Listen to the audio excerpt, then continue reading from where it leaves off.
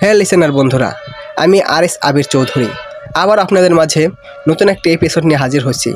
এপিসোডটির নাম হচ্ছে হঠাৎ কেউ। এই এপিসোডটা আপনারা যদি শুরু থেকে শেষ পর্যন্ত শোনেন অবশ্যই আপনাদের অনেক ভালো লাগবে। তাই আর দেরি না করে শুরু থেকে শোনা শুরু করে দিন। তার আগে একটা কথা অবশ্যই বলি, গল্পটি সম্পূর্ণ কাল্পনিক। কেউ গল্পের পরে বাস্তব জীবনের মনে ভয় সৃষ্টি হলে বা কোনো কিছু হলে সেটা কিন্তু লেখক দায়ী থাকবে না। তাই দেরি না করে চলুন আমরা গল্প শুরু করি। ব্লেড দিয়ে আগে তলপেটটা সেট দেখ আছে কি না, সম্ভবত ওইখানে থাকার কথা, কিন্তু না থাকলে বুকের মাঝে চাপাটে দিয়ে উপর থেকে নিচ পর্যন্ত এক টানে ছিঁড়ে কেটে দেখ, হয়তো ওইখানে আটকে আছে, নিচে যায়নি হয়তো, কারণ সবে মাত্রই খেয়েছি। ও শিট, আবারও দেরি হয়ে গেল ঘুম থেকে উঠতে। তাড়াহুড়া করে উঠে মুখ ধুয়ে নাস্তা অর্ধেক করে কোনো মতে এক দৌড় দিলাম কলেজে। আজ কলেজে ভর্তি হব। রিক্সা নিয়ে কলেজের দিকে রওনা হলাম আর মনে মনে বলছিলাম লাইনটা যেন বড় না হয়। কেন যে রাত জেগে মুভি দেখতে গেলাম। আসলে আমার একটাই অভ্যাস, হরর মুভি দেখতাম রাত 1টা-2টা পর্যন্ত, আর সকালে উঠতে 11টা থেকে 12টা। স্কুল এসএসসি পরীক্ষা দেওয়ার পর আসলে একটু রাজা বাচ্চার মতো দিন কাটাচ্ছিলাম, এই আর কি। যাই হোক, কলেজে এসে পৌঁছাইলাম। রিক্সা ভাড়া দিয়ে কলেজে ঢুকে দেখি মাশাল্লাহ মাশাল্লাহ বিশাল লাইন। মানে যেটা আমার পছন্দ না আর সেটাই হলো। আমার হেলামের কারণে কি করার, লাইনে দাঁড়াতে হবে। গিয়ে লাইনে দাঁড়িয়ে সকাল 12টায় ভর্তি শেষ করে বাসায় ফিরছি দুপুর 3টায়। খুব টাইট লাগছে। গোসল সেরে খাওয়া দাওয়া বেড়ে রাখছে আম্মু। খেয়ে আবার একটু ঘুম দিলাম শান্তিতে। বিকালে উঠে একটু ফিরে আসি। ভাবলাম রাত জাগা মুভি দেখা এইসব বাদ দিতে হবে, হরর মুভি দেখে একটু সময় কাটায়। আজকে একটা ভূতের মুভি দেখার ইচ্ছা করছে, তাই বিকালে দেখব। রাতে দেখলে আমার ওয়াশরুমে যাওয়াটাও মুশকিল হয়ে যায়। রাত 9টা বাজে, আটা শেষ। সকালে নাস্তা কীভাবে হবে রাতে আটা না আনলে? তাই আম্মু দোকান থেকে আটা আনতে পাঠালো। তবে আজকে ভূতের মুভি দেখলাম, আজই বাইরে যেতে হবে। আসলে আমাদের বাড়িটা একটা বিলের মধ্যে, মানে নতুন জায়গা কিনেছি, সেখানে নতুন বাড়ি করেছি। বাসায় আমি, আমার আব্বু, আমার আম্মু থাকি, একমাত্র ছেলে আমি। বিল পাড়ি দিয়ে দোকানে আটা কিনে বাসায় ফিরছি, তখন একটা হালকা প্রভাব বাতাস আমার গায়ে সারা লাগলো। যেমন ফ্রিজ খুললে এই ঠান্ডা বাতাস গায়ে লাগে, তেমন। ব্যাপারটা তো স্বাভাবিকভাবে নিতে পারছিলাম না, কারণ ঠান্ডা বাতাসটা একটু বেশিই ছিল। বাইরের বাতাসে থাকলেও কিন্তু এটা একটু অন্যরকম। আমি তো ভয়ে সুরা পড়তে পড়তে বাসার দিকে রওনা হলাম তাড়াতাড়ি করে। এমনিতে রাত 10টা 14 বেজে গেছে। বাসায় ফিরে সাথে সাথে দরজা ঠাস করে লাগিয়ে দিলাম। আম্মু দেখে বলল, কী রে এইভাবে দরজা লাগাইলি কেন? আমি, আরে এমনি একটু জোরে ধাক্কা লেগে গেছে, ভয় পেয়েছি, ব্যাপারটা বুঝতে দিইনি। যাই হোক, হাত মুখ ধরে রুমে ঘুমাতে গেলাম। হঠাৎ বারবার কল্পনা আসছে ওইটা কি ছিল। এরকম একটা ঠান্ডা বাতাস গায়ে হালকা ছুঁয়ে লাগলো কেন? নর্মাল বাতাস তো মানা যায়, কিন্তু এটা অনেক ঠান্ডা বাতাস ছিল। উফ, এসব মাথা থেকে যাচ্ছে না কেন? চোখ বুজে রইলাম, কখন ঘুমিয়ে পড়ছে খেয়াল নেই। সকালে তাড়াতাড়ি উঠে কলেজের থেকে রওনা দিলাম, কোনো খবর আছে কি না সেটা দেখার জন্য। কালকের ব্যাপারটা আসলে মাথায় আর নেই। কলেজ থেকে বাসায় আসলে একটা চাপ পড়ে আমার উপর। আব্বু অসুস্থ, পায়ের রগে টান লেগে এখন হাঁটতে পারছে না। ডাক্তার বলেছে গরম পানির সেকা দিতে আর বেড রেস্ট করতে। আব্বুর কাজ বন্ধ প্রায় এর জন্যই, তাই আমার এখন সংসার চালানোর জন্য নামতে হবে। আমার আবার কম্পিউটারের দক্ষ আছে। চাকরির জন্য ঢাকা একটা ব্যাংকে সিভি জমা দিলাম অনলাইনে। সেখানে আমাকে ডাকা হয় ইন্টারভিউ দিতে। আব্বুর কাছ থেকে দোয়া চেয়ে সকালবেলায় বেরিয়ে গেলাম। যাওয়ার পথে ভাবছি আমাদের মানুষের জীবন একটা অন্যরকম। স্কুল থাকতে বাচ্চা, কলেজ লাইফে সবাই বাচ্চা হয় না, ক্যারিয়ার করতে ব্যস্ত। আর কলেজের আর কেউ সংসার চালানোর জন্য নামতে হয় না। আর যাদের টাকা পয়সা আছে তাদের তো চিন্তাই নাই, তাদের কলেজ জীবনটাও বাচ্চার মতন। ধরে এইসব ভেবে কী লাভ, কপালে যা আছে তাই হবে। যাক, অনেক কিছু চিন্তা করতে করতে ব্যাংকে চলে আসলাম। ওয়েটিং রুমে বসে আছি, আমাকে ডাকা হবে, তারপরে ইন্টারভিউ। আল্লাহ আল্লাহ করছি যেন চাকরিটা হয়ে যায়, পেলে আমার বড় উপকার হবে। বিশেষ করে আমার ফ্যামিলির হাল ধরতে পারবো। আমাকে ডাকা হলো ইন্টারভিউর জন্য। ভিতরে প্রায় 30 মিনিট ইন্টারভিউ নিল, কারণ আমি ইন্টারভিউতে সবেমাত্র হয়েছি। তবে কাজটা কম্পিউটারের কারণে আমি অফিসিয়াল কাজগুলো পারি, সেটা দেখাচ্ছি।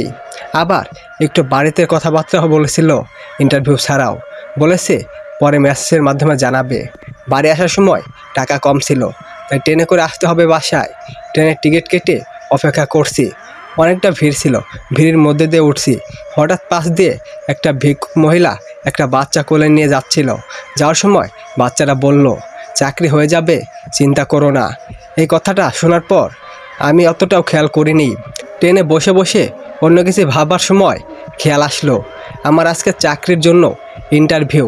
আবার ট্রেনে ওঠার আগে এতটুকু একটা বাচ্চা আমার পাশেই কেন বললো উঠলো সে চাকরি হয়ে যাবে, চিন্তা করতে না। তারপর আমি জানলা দিয়ে তাকালাম, দেখলাম নেই। এই দিক সেই দিক ভালো করে দেখলাম, আজব ব্যাপার। এই সময় ভাবতে ভাবতে বাসায় যাচ্ছি। ট্রেন থেকে নেমে দেখি মানিব্যাগ পকেটে নেই, পকেটম্যান মেরে দিয়েছে আমার মানিব্যাগে। এখন এলাকায় এসে পৌঁছালাম, শুধু 30 টাকা রিক্সা ভাড়া দিতে হবে। যাই হোক, হেঁটে হেঁটে যাই। যাওয়ার সময় তখন সন্ধ্যা হয়ে গেছে। পাশে আবার বিশাল বড় কবরস্থান, অন্ধকার হয়ে আসছে। আর কবরস্থানটিও অনেক অনেক বছরের পুরানো। আমি আবার একটু ভূত স্বভাবের, আবার ভূতের মুভি দেখলাম, সেটাও চিন্তায় মাথায় আসছে। সব মিলিয়ে হঠাৎ একটা ভয়ের আতঙ্ক সৃষ্টি হয় মনে মনে। এই সময় এই জায়গায় হতে হলো এটা। একটু পর ভাবলাম, ধুর কিসের ভূত, এইসব হুদাই কিছু না। কবরস্থানের সামনে এখনও আসেনি, যদিও যাওয়ার আগে কল আসলো। কথা বলছিলাম, ব্যাংক থেকে আসছে, আমার চাকরি হয়ে গেছে, আলহামদুলিল্লাহ। কি খুশি লাগছে। ভয় জিনিসটা আর মনের মধ্যে নেই। বাসায় কল দিলাম, বন্ধুদের দিলাম। কথা বলা শেষে দেখলাম রাত 12টা। মানে কি আমার খেয়াল নেই একদমই। আর আমার প্রশ্ন হচ্ছে, এত তাড়াতাড়ি রাত 12টা কীভাবে? কল করেছি একটু দোকানের সামনে থেকে, পিছনে তাকিয়ে দেখি দোকান বন্ধ। তাহলে কলে কথা বলার সময় কিছু একটা হয়েছে আমার সাথে। তার মধ্যে নীরব রাস্তা। তাড়াতাড়ি করে বাসার দিকে হাঁটছিলাম, খুশির ঠেলায় ভয় মন থেকে চলে গেছে। এখন কি হলো বুঝলাম না। আমার সাথে কল করেছি সন্ধ্যাবেলায়, আর এখন রাত 12টার বেশি বেজে যাচ্ছে যেতে যেতে। কবরস্থানের পাশ দিয়ে যাওয়ার সময় জোরে গলায় বললাম, ধুর কিসের ভয়, সব জিন ভূত কিছুই নাই, জিনের মাহিরে ব্যাস। এটাই ছিল আমার সবচেয়ে বড় ভুল। হঠাৎ এমন এক বাতাস আসলো, আমি তো পুরোই ভয় পেয়ে গেছি। চারিদিকে অন্ধকার হয়ে গেছে, কবরস্থানে লাইট নেই কোনো। ভয়ে আমি সুরা পড়তে লাগলাম, কি একটা বিপদে পড়লাম। চারিপাশে তাকিয়ে দেখি কেউ আছে কি না।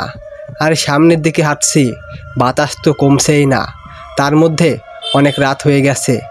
আম্মু কল দিচ্ছে, ধরতেও পারছি না। একটু পর বাতাস থেমে গেছে। আমি আস্তে আস্তে সামনের দিকে এগিয়ে যাচ্ছি। চারিদিকে নীরব, কালো অন্ধকারে মোবাইলে ফ্ল্যাশ লাইট দিয়ে যাচ্ছি। কেউ যেন আমার পিছনে আছে, এরকম একটা অনুভূতি হলো। তাকাতে চাইলেও তাকাতে পারছি না ভয়ে। সামনের দিকে তাড়াতাড়ি করে হেঁটেই যাচ্ছি কোনো মতে। চারিপাশে তাকিয়ে দেখছি কেউ আছে কি না। হঠাৎ একটু একটু আওয়াজ শুনতে পাচ্ছি, কেউ যেন গুনগুন করছে পিছন থেকে। ঘাম আসছে, এতটা ভয় লাগছে। আবার সামনে লক্ষ্য করলাম, সামনে মানে একটু বেশ দূরেই রাস্তার এপাশ থেকে একটা শিশু বাচ্চা ওপাশে দৌড়ে গেল। দেখে একটু শান্তি হলো। ভাবছি এত রাতে তো কারো বাচ্চা খেলাধুলা করে না। হাঁটতে হাঁটতে কবরস্থান পার হয়ে গেছি। বিশাল বড় কবরস্থান, এটা প্রায় 100 বছরের উপর পুরানো এটা। যাক, প্রায় অনেকখানি চলে এসেছি। আম্মু আবারও কল দিচ্ছে, রিসিভ করে বললাম, আমি আসতেছি, আর একটু সময় লাগবে। টেনশন তো করবেই, সেই সকালে ইন্টারভিউ দিতে বের হয়েছি, এখন রাত 1টা বেজে গেছে। বাসায় যেতে সত্যিটা বললে তারা টেনশন করবে অনেক। এমনিতে আম্মুকে নিয়ে অনেক টেনশন। হাঁটতে হাঁটতে বিলে চলে আসছি। আগেই বলেছি আমাদের নতুন বাড়ি করেছি বিলের একটা জায়গার কিনারে। বিলে অতটা অন্ধকার লাগছে না, চাঁদের আলো। আমিও তাও ফ্ল্যাশ লাইট জ্বালিয়ে যাচ্ছি। হঠাৎ পাশে একটা জিনিসে নজর পড়ল, যদিও ওইটা কোনো স্বাভাবিক বিষয় না, তবুও অনেক দূরে, তাই ভয় লাগছে না অত একটাও। একটা গাছের নিচে দুটা সাদা এক অপরূপ দিকে তাকিয়ে আছে, কথা বলছে না, কি করছে সেটাও দেখা যাচ্ছে। তবে চেহারা দেখে মনে হচ্ছে শুধু দুইটা সাদা লম্বা কিছু একটা দাঁড়িয়ে আছে আর একটা লক্ষ্য করে যাচ্ছে। আমি সাথে সাথে ফ্ল্যাশ লাইটটা অফ করে দিলাম, যদি ওদের নজরে পড়ি তাহলে আমি শেষ। পুরা বিল ফাঁকা, তার মধ্যে আমি হেঁটে হেঁটে যাচ্ছি এই ফাঁকা বিলে। হাঁটতে হাঁটতে বাড়ির সামনে চলে আসলাম। আমি আরও জোরে হেঁটে যাচ্ছি বাসার দিকে। বাসায় ঢুকে দরজাতে টোকা দিলাম। আম্মু দরজা খুলে অনেক চিল্লাচিল্লি করছে, সকালে বের হয়েছিস, ফোন ধরিস নাই, কই আসিলি, রাত কয়টা বাজে, এটা সেটা নানান কথা। কিন্তু কি করার, মুখ খুলে এইসব বলা যাবে না তাদের। ভয়ে এখন ওয়াশরুমে যাওয়া যাচ্ছে না। আসার সময় এত কিছু নজরে পড়েছে সেগুলো দেখে। যাই হোক, ভয়ে ভয়ে গিয়ে তাড়াতাড়ি হাত মুখ ধুয়ে খাওয়া দাওয়া সেরে রুমে গেলাম। আব্বা আম্মুকে দেখে আব্বা আম্মু ঘুমিয়ে আছে। আম্মুকে বললাম আমার ইন্টারভিউ নেওয়ার পরে আমার কল আসছিল, আমার চাকরি হয়ে গেছে। আম্মু বলল সেই ঢাকায় যে চাকরি করবি অনেক দূরে হয়ে যায় না। আমি কি করার, ভালো একটা চাকরি পাইলে। আবার এখন তো আব্বু অসুস্থ, ভালো না। আম্মু তুই না হয় ঢাকায় থাকায় চাকরি কর, আমি ওইখানে কিভাবে থেকে চাকরি করব। আম্মু তো কি হয়েছে, কত মানুষ করছে না। আমি ঠিক আছে, কিন্তু থাকবো কোথায়। আম্মু মেসে বা হোটেল থেকে করা যাবে। আমি এই বুদ্ধিটাও খারাপ দাও নাই। আচ্ছা কালকে সকালে আমি দেখি খুঁজে পাই কি না। আম্মু বলল তুই কালকে সকালে ভোরে যাবি, তাড়াতাড়ি আসবি। তুই কিন্তু আজকে অনেক টেনশনে ফেলাইছো, কইছিল এতক্ষণ। আমি বললাম আর একটু আড্ডা দিতে দিতে দেরি হয়ে গেছে, খেয়ালই করিনি। আম্মু বলল তুই তো কখনো বাইরে আড্ডা দিস না, এতক্ষণ আর আড্ডা দেওয়ার স্বভাব তো তোর নেই, আজকে হঠাৎ। আমি বললাম আরে বাদ দাও, একদিনই তো দিয়েছি। তারপর আমি আমার রুমে চলে গেলাম। আমি সবসময় দরজা লাগিয়ে ঘুমাই, আজকে একটু চাপিয়ে দিয়ে ঘুমাবো, কারণ সেই লেভেলের ভয় লাগছে। লাইট অফ করে মোবাইলে ফেসবুকে চালাচ্ছিলাম। কেমন যেন একটা অনুভূতি হচ্ছিল, মানে পুরো ঘর ঘুটঘুটে অন্ধকার লাগছে। আগে এরকম কখনো লাগেনি। ভাবছি কি হচ্ছে হঠাৎ আমার সাথে ইদানিং, এরকম তো আগে কখনোই হয়নি। যাই হোক, মনোযোগ সরিয়ে মোবাইলের দিকে দিলাম। কখন যে ঘুমিয়ে পড়েছি খেয়াল নেই। সকাল 6টায় উঠছি, নাস্তা সেরে রেডি হয়ে আবার ঢাকার দিকে রওনা দিলাম। মেসে থাকতে হবে পরের দিন থেকে, ব্যাংকে চাকরি শুরু, তাই যা করার আজকেই করতে হবে। বাড়ি বাড়ি শুধু ঘুরছি, পাচ্ছি না কোথাও। একটা কারেন্টের পিলারের মধ্যে কাউ দেখলাম, লাল কালি দিয়ে লেখা টোটাল অফ ব্যাটস ব্যাচেলার, নিচে নম্বর দেওয়া আছে। ওই নাম্বারের সাথে সাথে কল করলাম, ধরলো না। আবারও কল করলাম, এইবার ধরেছে। আমি হ্যালো আসসালামু আলাইকুম। ফোনের ওপারে ওয়ালাইকুম আসসালাম। ওয়েট, মেয়ে কণ্ঠ। ব্যাচেলার ভাড়া দিবে, কিন্তু মেয়ে কণ্ঠ কেন? আমি যে আসলে একটা বিজ্ঞাপন দেখলাম ব্যাচেলার ভাড়া দিবে। ফোনের ওপাশ থেকে হ্যাঁ, আপনি কোথায় থাকে আর বলছেন? আমি বললাম আমি আসলে অনেক দূরে থাকি, ম্যাচ থেকে আমি একটা ব্যাংকে চাকরি করব তাই। ফোনের ওপাশ থেকে বলল আচ্ছা, আমি একটা ঠিকানা দিচ্ছি, আপনি এসে দেখে যান বাড়িটা। আমি বললাম আচ্ছা দিন মেসেজে। একটু পরে দেখলাম একটা মেসেজ আসলো বাড়ির ঠিকানায়। আমি ঠিকানা অনুযায়ী রওনা দিলাম, বেশ দূরে না। ঠিকানা অনুযায়ী এসে আবারও কল দিলাম ওই নাম্বারে। ফোনের ওপাশ থেকে আপনি এসে পড়েছেন? আমি বললাম হ্যাঁ, কিন্তু এখন তো সব কিছু নীরব, একটা মানুষও নাই। ফোনের ওপাশ থেকে বলল দেখুন, একটা চিপা রাস্তা আছে আপনার বাম পাশে। আমি দেখলাম হ্যাঁ, দেখতে পেয়েছি। ফোনের ওপাশ থেকে বলল ওই রাস্তা দিয়ে ঢুকুন। আমি আচ্ছা। আসলে এলাকার শুধু দুইটা পাশে দেওয়াল আর দেওয়াল, উপরে গাছে পালার যতটুকু দেখা যাচ্ছে আর কি। কিন্তু আমার বাম পাশে চিপা আছে একটা, এইটা কিভাবে জানলো? আমি কিভাবে দাঁড়িয়ে আছি সেটা কিভাবে দেখতে পেলো? যাক, আমার এসব নর্মাল ব্যাপার। চিপা দিয়ে হাঁটছি, বেশিক্ষণ না, 1 মিনিট পর দেখলাম একটা 5তলা ভবন। ভবনে কোনো রং নেই, আসলে বোঝা যাচ্ছে যে অনেক বছর ধরে রং করা হয়নি, বৃষ্টির কারণে কালচে হয়ে গেছে। প্রথম আর দ্বিতীয় তলা আছে, আর তৃতীয় এবং চতুর্থ তলা নেই, নিচে থেকেই দেখা যাচ্ছে, মানে শুধু জানলাগুলোই নেই। ভবনের সামনে যেই আবার ওই নম্বরে কল দিই। আমি একটা ভবন নিচে দাঁড়িয়ে আছি। ফোনের ওপাশ থেকে বলল আপনি ভিতরে ঢুকুন। আমি বললাম তার মানে কোথায় যাব? ফোনের ওপাশ থেকে বলল আমি ভবনে আছি, আপনি আসুন। আস্তে আস্তে ভবনে দিকে গেলাম, গিয়ে দেখি গেট ভাঙ্গা, দেওয়ালে আস্তরণ নেই বেশি একটা, মানে দেখে বোঝাই যাচ্ছে আধা কাজ করা ভবন এটা। আস্তে আস্তে উপরে উঠছি, 3 তলায় 4 তলায় ফ্ল্যাট নেই, ধারণাটা ঠিকই ছিল। চারপাশে দেওয়াল আর পুরো ফাঁকা, শুধু 5 তলায় ফ্ল্যাট আছে। হঠাৎ চারিপাশে তাকাতে তাকাতে পিছন যখন তাকালাম, তখন আচমকা হয়ে পেছনে সরে যেতে গিয়ে পায়ের সাথে পা লেগে পড়ে গেলাম ফ্লোরে। দেখি পেছনে একটা মহিলা, অনেক বুড়ো, হাতে লাঠি ভর করে আছে, লাল কালারের শাড়ি পরা, গোজো হয়ে আছে। আমি ভয় এই কারণে পেলাম যে মহিলা কখন আসলো আর কোনো আওয়াজও পেলাম না আসার। ব্যাপারটা আজব লাগছে, তাও এড়িয়ে গেলাম। উঠে সালাম দিলাম আর বললাম আপনি কে আর কখন আসলেন আপনি? বুড়ো মহিলা বলল তুমি টের পাওনি কখন আসছি? মিটি মিটি হাসি মুখে বলল। আমি বললাম না, আসলে আমি খেয়াল করি নাই। বুড়ো মহিলা বলল বুঝছি, তবে তুমি এত ভীত কেন? আমি বললাম, না মানে আচমকা আসছেন যে কেউ ভয় পেয়ে যাবে। কিন্তু আপনি কে? বুড়ো মহিলা বলল, আমি এই বাড়ির মালিক, আর আমার পাশের ফ্ল্যাটটি বেচালায় ভাড়া দিব। আমি, আচ্ছা ফ্ল্যাটটা কোথায়? বুড়ো মহিলা বলল, আসো আমার সাথে। তারপর বুড়ো মহিলার পিছন উপরে উঠলাম। মানে বিল্ডিংটা দেখে আমার কাছে পুরো আজব লাগছে। এমনকি সিঁড়িগুলো অস্তন্তে নেই, আধা কাজ করে বিল্ডিং এটা। উঠে দেখি দুই পাশে দুইটা ফ্ল্যাট। একটা ফ্ল্যাটের দরজা খুলে ভিতরে নিয়ে গেল। দেখি সিঙ্গেল খাট, ছোট আলমারি, পারে টেবিল, মানে টুকটাক কিছু জিনিস আছে। এগুলো দেখে জিজ্ঞাসা করলাম, আমি এখানে মানে কেউ থাকে? বুড়ো মহিলা বলল, না আগে থাকতো, এখন কেউ থাকে না, কিন্তু তুমি এগুলো ব্যবহার করতে পারো চাইলে। আমি বললাম, না না, আমার এইসব কিছু লাগবে না। বুড়ো মহিলা বলল, আর এগুলো রাখার জায়গা নেই, অন্য কেউ আসলে তারা যা রাখুক রাখুক, তুমি না হয় এগুলো ব্যবহার করো। আমি বললাম, আচ্ছা, কিন্তু তাও নতুন নতুন লাগছে দেখতে। বুড়ো মহিলা বলল, সমস্যা নেই। আমি বললাম, ভাড়া কিভাবে দেব? মানে মাসে কত টাকা? বুড়ো মহিলা বলল, এখানে প্রায় 7 জন থাকতে পারে, প্রতিজন থেকে 1000 টাকা ভাড়া। তবে তুমি নতুন, তাই থাকো, আর কেউ আসলে আসবে। আমি, একা থাকবো কেন? আর কেউ থাকে না? বুড়ো মহিলা বলল, না এটা নতুন তো, আমি একা থাকবো। বুড়ো মহিলা বলল, কেন, ছেলে মানুষ, ভয় লাগছে কেন? আমি, না না, কিসের ভয়, আমি পারবো, সমস্যা নেই। বুড়ো মহিলা বলল, তবে তুমি যদি আর কাউকে ব্যবস্থা করে আনতে পারো তাহলে তোমার থেকে ভাড়া কিছুটা কমিয়ে নেওয়া হবে। আমি বললাম, আচ্ছা ঠিক আছে, তাহলে আসি, কালকে সকালে ব্যাগ গুছিয়ে আনবো। বুড়ো মহিলা বলল, আচ্ছা। বাসায় থেকে বের হচ্ছি আর ভাবছি, এত কম দামের ভাড়া, আমার বাড়িটাও কেমন যেন মরা মরা লাগছে। যখন নিজ ফ্ল্যাটে আসি তখন আবার পিছনে ফিরে তাকালাম। ফ্ল্যাটে দেখি বুড়ো মহিলা জানালা দিয়ে আমাদেরকে ফলো করছে। আমি হাঁটতে হাঁটতে বের হচ্ছি, এখন বাসার দিকে রওনা হলাম।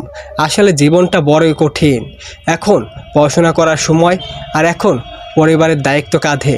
যাক, কপালে যা আছে তাই হবে, কি করার। তবে যাই হোক, বাবা মার একমাত্র ছেলে আমি এখানে আসলে বাবা মা একা থাকবে, একটা চিন্তার বিষয়। হঠাৎ আম্মুর কল। আম্মু বলল, কই রে তুই এখন? আমি বললাম, এই তো ট্রেনে উঠবো। কেন? আম্মু বলল, তুই তো কালকে অনেক দেরি করলি, তাই কল দিলাম, দেখলাম কই আসিস। আমি, না না, আমি আসছি। আম্মু বলল, ম্যাচ ব্যবস্থা করতে পারলি? আমি বললাম, হ্যাঁ, বাসায় এসে সব বলবো। কল কেটে আবার চিন্তায় ফেললাম, কতটা টেনশন করে কল দিয়ে খোঁজ খবর নিল। কীভাবে থাকবো আমি এই দুজন মানুষকে ছাড়া? ধুর, টেনশনে ভাল লাগছে না। বাসায় ফিরে হাত মুখ ধুয়ে খাওয়া দাওয়া শেষ করে বসছি।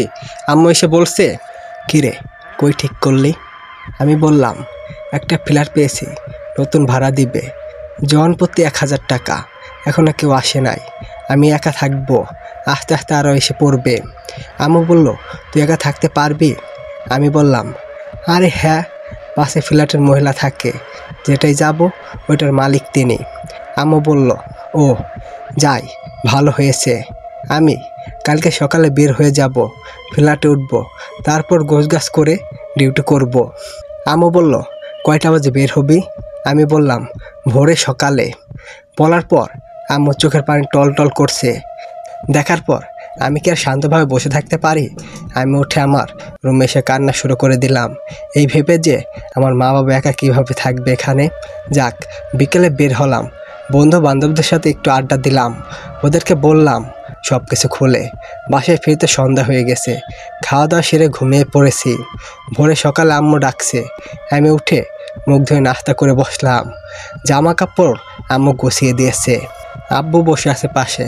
আমি টুকটাক আমার জিনিসপত্র গুছিয়ে রাখছি। বের হওয়ার সময় আম্মু কান্না করে দিল। সান্ত্বনা দিয়ে বললাম, চিন্তা করো না, সপ্তাহে বন্ধ পেলে তো আসবো, আব্বুর দিকে খেয়াল রেখো। আম্মু বলল, যাও বাবা, দোয়া করি তোমার মনের আশা আল্লাহ যেন পূর্ণ করুক। আব্বু বলল, যাও আব্বু, দোয়া করি সুস্থ থাকো, বাসায় গিয়ে কল দিও। আমি বললাম, চিন্তা করো না, আর ঠিক মতো ওষুধ খাইও, নিজের দিকে খেয়াল রেখো। আব্বু বলল, আমার পাটা ভালো থাকলে আমি তোমার ওইখানে দিয়ে আসতাম। আমি বললাম, ঠিক হয়ে যাবে, চিন্তা করো না। তখন যে ওইখানে আব্বু বলল, আচ্ছা বাবা যাও। আমি বললাম, যাই আমি, দোয়া কইরো, সাবধানে থাইকো। বিদায় দিয়ে বের হলাম। আস্তে আস্তে দেখলাম খুব তাড়াতাড়ি চলে আসছি।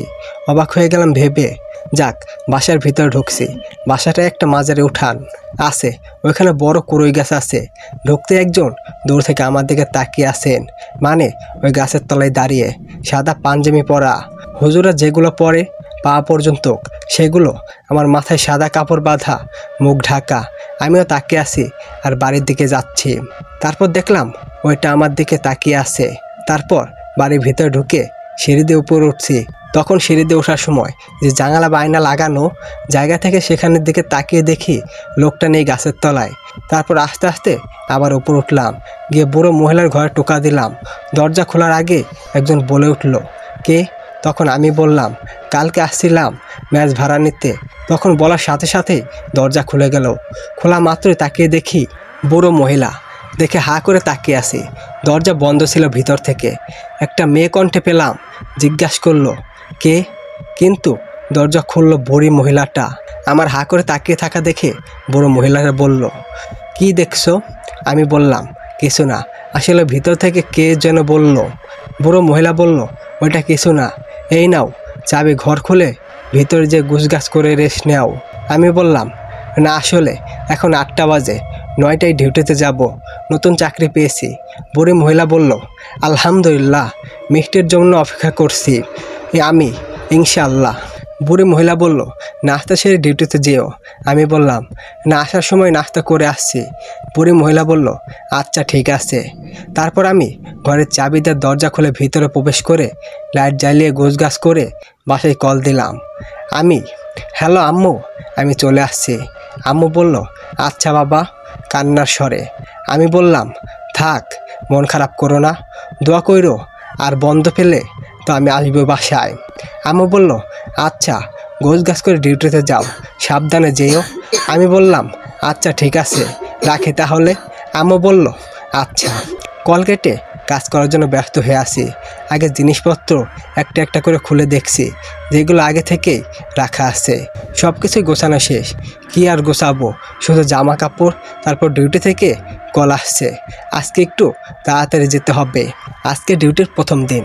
রেডি হয়ে দরজা বন্ধ করে তখন একটা আওয়াজ আসে, খট খট খট খট, মানে কসাই দোকানের চাপাটি দিয়ে খুনের মধ্যে হার্ড ডিস্ক রেখে খুব ঠিক তেমন আওয়াজ। আমি মন দিয়ে শুনছি আওয়াজটা। হ্যাঁ, যেমনটা মনে হচ্ছে ঠিক তেমনটাই আওয়াজ আসছে। কিন্তু ঘরে বুড়ি মহিলাটা একা নাকি আরও কেউ আছে এখনও জানলাম না। তবে যতবারই ঘরে আসছি, কথা বলছি, সবসময় তাকেই দেখলাম। তাহলে এই গোজা বুড়ি মহিলাটা চাপাতে চালাতে পারবে না। আস্তে আস্তে দরজার সামনে গিয়ে দরজা টোকা দিচ্ছি ঘরের চাবি দেওয়ার জন্য। দরজা খুলে দেখি বুড়ি মহিলাটা বলল, আমি, চাবি রাখুন, আমি ডিউটিতে যাচ্ছি। বুড়ি মহিলা বলল, না, রুমে তো এখন তুমি থাকবে, এখন থেকে তোমার কাছে রাখবে চাবি, সমস্যা নেই। হঠাৎ তার হাতের দিকে চোখ পড়ল। দেখা মাত্রই অবাক হয়ে গেছি। তার হাতের কোণে পর্যন্ত রক্ত। তারপর দরজা লাগিয়ে দিল কিছু না বলেই। আমি তো অবাক হয়ে গেছি এটা দেখে। চাপাড়ে দিয়ে কুপানোর আওয়াজ, আবার বুড়ো মহিলার হাতের কোণে পর্যন্ত রক্ত। কিভাবে এটা? আসলে কিসের রক্ত? রহস্যময় হয়ে যাচ্ছে এখন আস্তে আস্তে। ভাবতে ভাবতে নিচে নেমে ডিউটির দিকে রওনা হলাম। আজকে প্রথম ডিউটির দিন। ব্যাংকের কাজ সব বুঝিয়ে দেওয়া হয়েছে। কাজ মোটামুটি সহজ। কম্পিউটার তো আগে থেকেই জানি আমি। সারাদিন কাজ করে বিকেল 5টায় বের হলাম। মনে হলো বাসায় তো খাবার নেই, কিভাবে খাবো? হোটেল থেকে খেয়ে গেলে তো গ্যাসের সমস্যা দেখা দিবে। কিছু করার নেই, আজকে হোটেলে খাই, কাল থেকে বাজার করাতে হবে। হোটেল থেকে খাবার কিনে, কিছু জিনিসপত্র কিনে, মানে রান্না করা পাতিল ইত্যাদি কিনে বাসায় ফিরে প্রায় সন্ধ্যা হয়ে গেছে। বাসা যেই এলাকায়, দেখে মনে হচ্ছে পরিত্যক্ত এলাকা, কেউ আসে না এখানে। আর দুপাশে শুধু দেওয়াল। আগেই বলেছিলাম, বাসায় উঠানের লাইট নেই, ঘুটঘুটে অন্ধকার পুরো। মোবাইলে ফ্ল্যাশ লাইট জ্বালিয়ে উপরে উঠছি। পুরো নীরব বাড়িটা। দেখে মনে হচ্ছে আমি একাই থাকি এই বাড়িতে। রুমে ঢুকে একটু রেস্ট নিয়ে গোসল করতে গেলাম। ঝর্ণা সেরে চোখ বন্ধ করে শরীরে পানি দিচ্ছি। কেমন যেন অনুভব করলাম, একটু ভারী ভারী আর কেমন জ্বর গন্ধ। চোখ খুলে দেখি না যে স্বাভাবিকভাবেই পানি পড়ছে। গোসল শেষে রুমে এসে খাবারগুলো গরম করতে রান্নাঘরে গেলাম। 5 মিনিট পরে ঠাস কিছু একটা পড়ে যাওয়ার শব্দ পেলাম, সাথে সাথে যেয়ে দেখি কিছুই নেই। তাহলে কি পড়লো? এখানে আওয়াজটাও আসলো। আবার রান্নাঘরে গিয়ে খাবার গরম করতে ব্যস্ত হলাম, আবারও ঠাস। কি আজব তো, আবারও দেখি কিছুই নেই। এবার চুলা অফ করে দাঁড়িয়ে আছি রুমে দেখার জন্য কি পড়ে। 10 মিনিট ধরে দাঁড়িয়ে আছি, কিছুই হচ্ছে না। আবার রান্নাঘরে পাতিল পড়ে যাওয়া আওয়াজ পেয়ে দৌড়ে গেলাম, গিয়ে দেখি পাতিল পড়ে গেছে। এবার ব্যাপারটা স্বাভাবিকভাবে মনে হচ্ছে না, মনে ভয়ে আতঙ্ক সৃষ্টি হচ্ছে। কিন্তু ভয় পেলে হবে না। পাতিল উঠে খাবার গরম করে লাইট অফ করে রুমে যেয়ে খেতে বসলাম। খাবার মাঝখান দিয়ে আওয়াজ আসছে দরজা খোলার। তাকিয়ে দেখি রান্নাঘরের দরজা আপনি খুলে গেল। গিয়ে লাগিয়ে দিলাম, এসে আবার খেতে বসলাম। খেয়ে উঠে ফেসবুক চালাচ্ছি আর ভাবছি কী হচ্ছে এইসব। ভয় পেয়ে কী বা লাভ, বাসায়ও বলতে পারবো না, তারা খুব টেনশন করবে। আর এখান থেকে বের হতে পারবো না অন্য কোথাও যাওয়ার জন্য। অনেক কষ্টে খুঁজে পেয়েছি এই বাসা, তবে ব্যাচেলার ভাড়া দিবে, তাই ফেসবুক পোস্ট দেই এই ব্যাপারে, দেখি কেউ আসে কি না, তাহলে হবে। কিছুক্ষণ পর লাইট অফ করে ঘুমাতে গেলাম। শুয়ে বাম পাশে তাকিয়ে দেখি কে যেন দাঁড়িয়ে আছে। আমি অনেকটা ভয় পেয়ে লাফ দিয়ে উঠে ফ্ল্যাশ লাইট জ্বালিয়ে দেখি কেউ নেই। তারপর ফোন টিপতে টিপতে ঘুমিয়ে পড়ি। ভয়ের মধ্যে কি আর ঘুম ভালো মতো আসে? হঠাৎ রাত 2:30 ঘুম ভাঙলো। কে যেন আমার পা ধরে আছে, শরীর পুরো শক্ত হয়ে গেছে। শুধু চোখ খুলে তাকিয়ে আছি, আর কোনো কিছুই নড়াচড়া করতে পারছি না। আর কে যেন কানে গুনগুন করে কথা বলছে। আমি শরীর আর জোর দিয়ে এক লাফে উঠে ফ্ল্যাশ লাইট জ্বালিয়ে দেখি কেউ নেই। তাহলে পা ধরে আসছিল কে? আর কে কানে গুনগুন করছিল? কি বলতে চাইছিল? ভাবতে ভাবতে রাত 3টা বেজে গেল। চারপাশে তাকিয়ে দেখি সব কিছু ঠিক আছে। রুমে দেখলাম ঠান্ডা বাতাস লেগেছে। একটু জানালার দিকে ফ্ল্যাশ লাইট ধরে দেখি জানলা খোলা, কিন্তু পর্দা দেওয়া জানালায়। ভাবলাম হয়তো চোর আসছে, নয়তো অন্য কিছু, কারণ যা শুরু হচ্ছে তা মোটেও স্বাভাবিক মনে হচ্ছে না। জানালা বন্ধ করতে যেয়ে জানলা দিয়ে যখন তাকালাম, তখন যা দেখলাম আমার চোখ প্রায় কপাল উঠে গেছে। দেখা মাত্রই আমি হাঁ করে তাকিয়ে আছি। ভয়ে হাত পা পুরো কাঁপাকাঁপি শুরু হয়ে গেছে, গায়ে কাঁটা দিয়ে উঠছে। জানলা দিয়ে দেখি যে নিচে সাদা কাফনে কি যেন রাখা, পায়ের হাড়, হাতের পাতা, নাড়ি ভুঁড়ি আর পায়ের পাতা একই রকম কী যেন দেখা যাচ্ছে। তাও কে যেন রেখেছে, চেনা যাচ্ছে না। আমি উপর থেকে লক্ষ্য করছি, তা ওই যে বড় করই গাছ, এর নিচে। ওইগুলো রাখা শেষ। দেখলাম কাফনের কাপড়টা পেঁচিয়ে রেখে দিয়ে চলে যাচ্ছে। আমি দেখে জানলা থেকে নিচু হয়ে বসে পড়ছি, যেন আমাকে দেখতে না পারে। যখন ঘুরে যাচ্ছিল দেখি একটা মেয়ে, সাদা শাড়ি পরা, গায়ের রং অনেকটাই উজ্জ্বল লাগছিল, চাঁদের আলোয় পুরো দেখা যাচ্ছে। মেয়েটা এই বিল্ডিংয়ের ভিতরে প্রবেশ করলো। 20 মিনিট পর কি প্রাণী আসলো, দেখে মনে হচ্ছে যেন শিয়াল আসছে 4-5টা।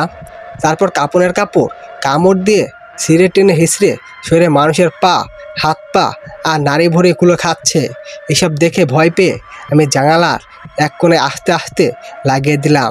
ভয় যেন নড়াচড়া শুইতে পারছিলাম না, তার বিছানায় শুয়ে পড়লাম। লাইট জ্বালিয়ে ঘুমাতে পারবো না, যদি ওরা কেউ দেখে তাই। কিন্তু গভীর টেনশনে আছি। সে কী দেখলাম আমি? এই বাসায় এসে ফেসে গেলাম না তো? হায় আল্লাহ, রক্ষা করো। ঘাম আসছে ভয়ে। এইভাবে ভয় পেতে পেতে কখন ঘুমিয়ে পড়ছে খেয়াল করি নাই। ঘুম ভাঙলো ভোর সকাল 6টায়। উঠে দেখি মেন দরজা খোলা, আর কে যেন রান্নাঘরে কাজ করছে। আমি তাড়াহুড়া করে উঠে দৌড়ে রান্নাঘরে দিয়ে দেখি একটা মেয়ে কিচেনে রান্না করছে। আমি হাঁ করে তাকিয়ে আছি। কে এই মেয়ে? কীভাবে ঢুকলো ঘরে? কেমন যেন একটা গন্ধ বের হচ্ছে। কি রান্না করছে বুঝতে পারছি না। আমি জিজ্ঞাসা করলাম, কে আপনি? আমি সুমা। আমি বললাম, কীভাবে ঢুকলেন ঘরে, তাও পরামর্শ ছাড়া? সুমা বলল, দরজা খোলা ছিল, আর দাদিমা বলেছে যে এই ঘরে যে এটা যেন গরম করে আনি। আমি, কি এটা? কেমন যেন গন্ধ করছে। বলার পর একটু সামনে এগিয়ে দেখে মানুষের মাথা। সাথে সাথে বমি করে দেই ড্রেসিংয়ের রান্নাঘরে। আমি তো পুরোই অবাক। মেয়েটাকে ভয়ে কিছু বলতেও পারছি না। মেয়েটা দেখি মুচকে হাসি দিয়ে আবার ওইটা নাড়ছে। আমি ভয়ে রেডি হয়ে নাস্তা করেই ভোরে সকালে বেরিয়ে যেতে চাইছিলাম। তাড়াতাড়ি দেখি মেয়েটা পাতিল নিয়ে বের হয়ে যাচ্ছে আর বলছে, আমার শেষ, এবার দরজাটা লাগিয়ে দিন।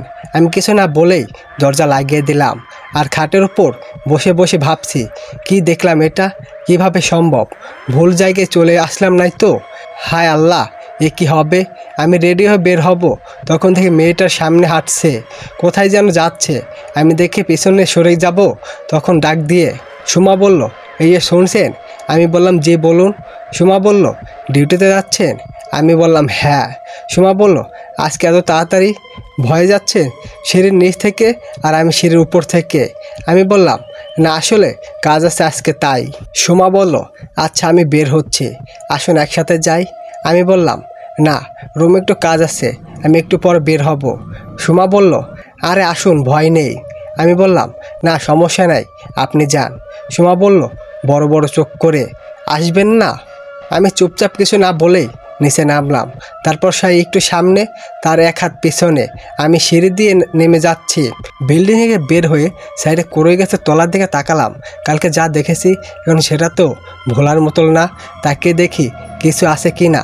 মেয়েটা হুট করে বলে উঠল, কালকে যা দেখেছেন সেটা খেয়াল করছেন এখানে? আমি বললাম, মানে? সুমা বলল, মানে বোঝেন না? সামনে তাকে কথা বলছে আর আমি তার পিছনে। আমি বললাম, একটু ক্লিয়ার করে বলুন। সুমা বলল, কালকে যা দেখেছেন আমিও দেখেছি। আমি বললাম, মানে? সুমা বলল, মানে আপনি ভুল জায়গায় চলে আসছেন, এটাই সত্যি। যেটা আপনি ভাবছেন মনে মনে। মাথায় হাত পড়ে গেল, কিভাবে সম্ভব? কিভাবে জানলো এই মেয়ে? আমার ভয়ে হাত পা কাঁপছে, ঘাম ছুটছে।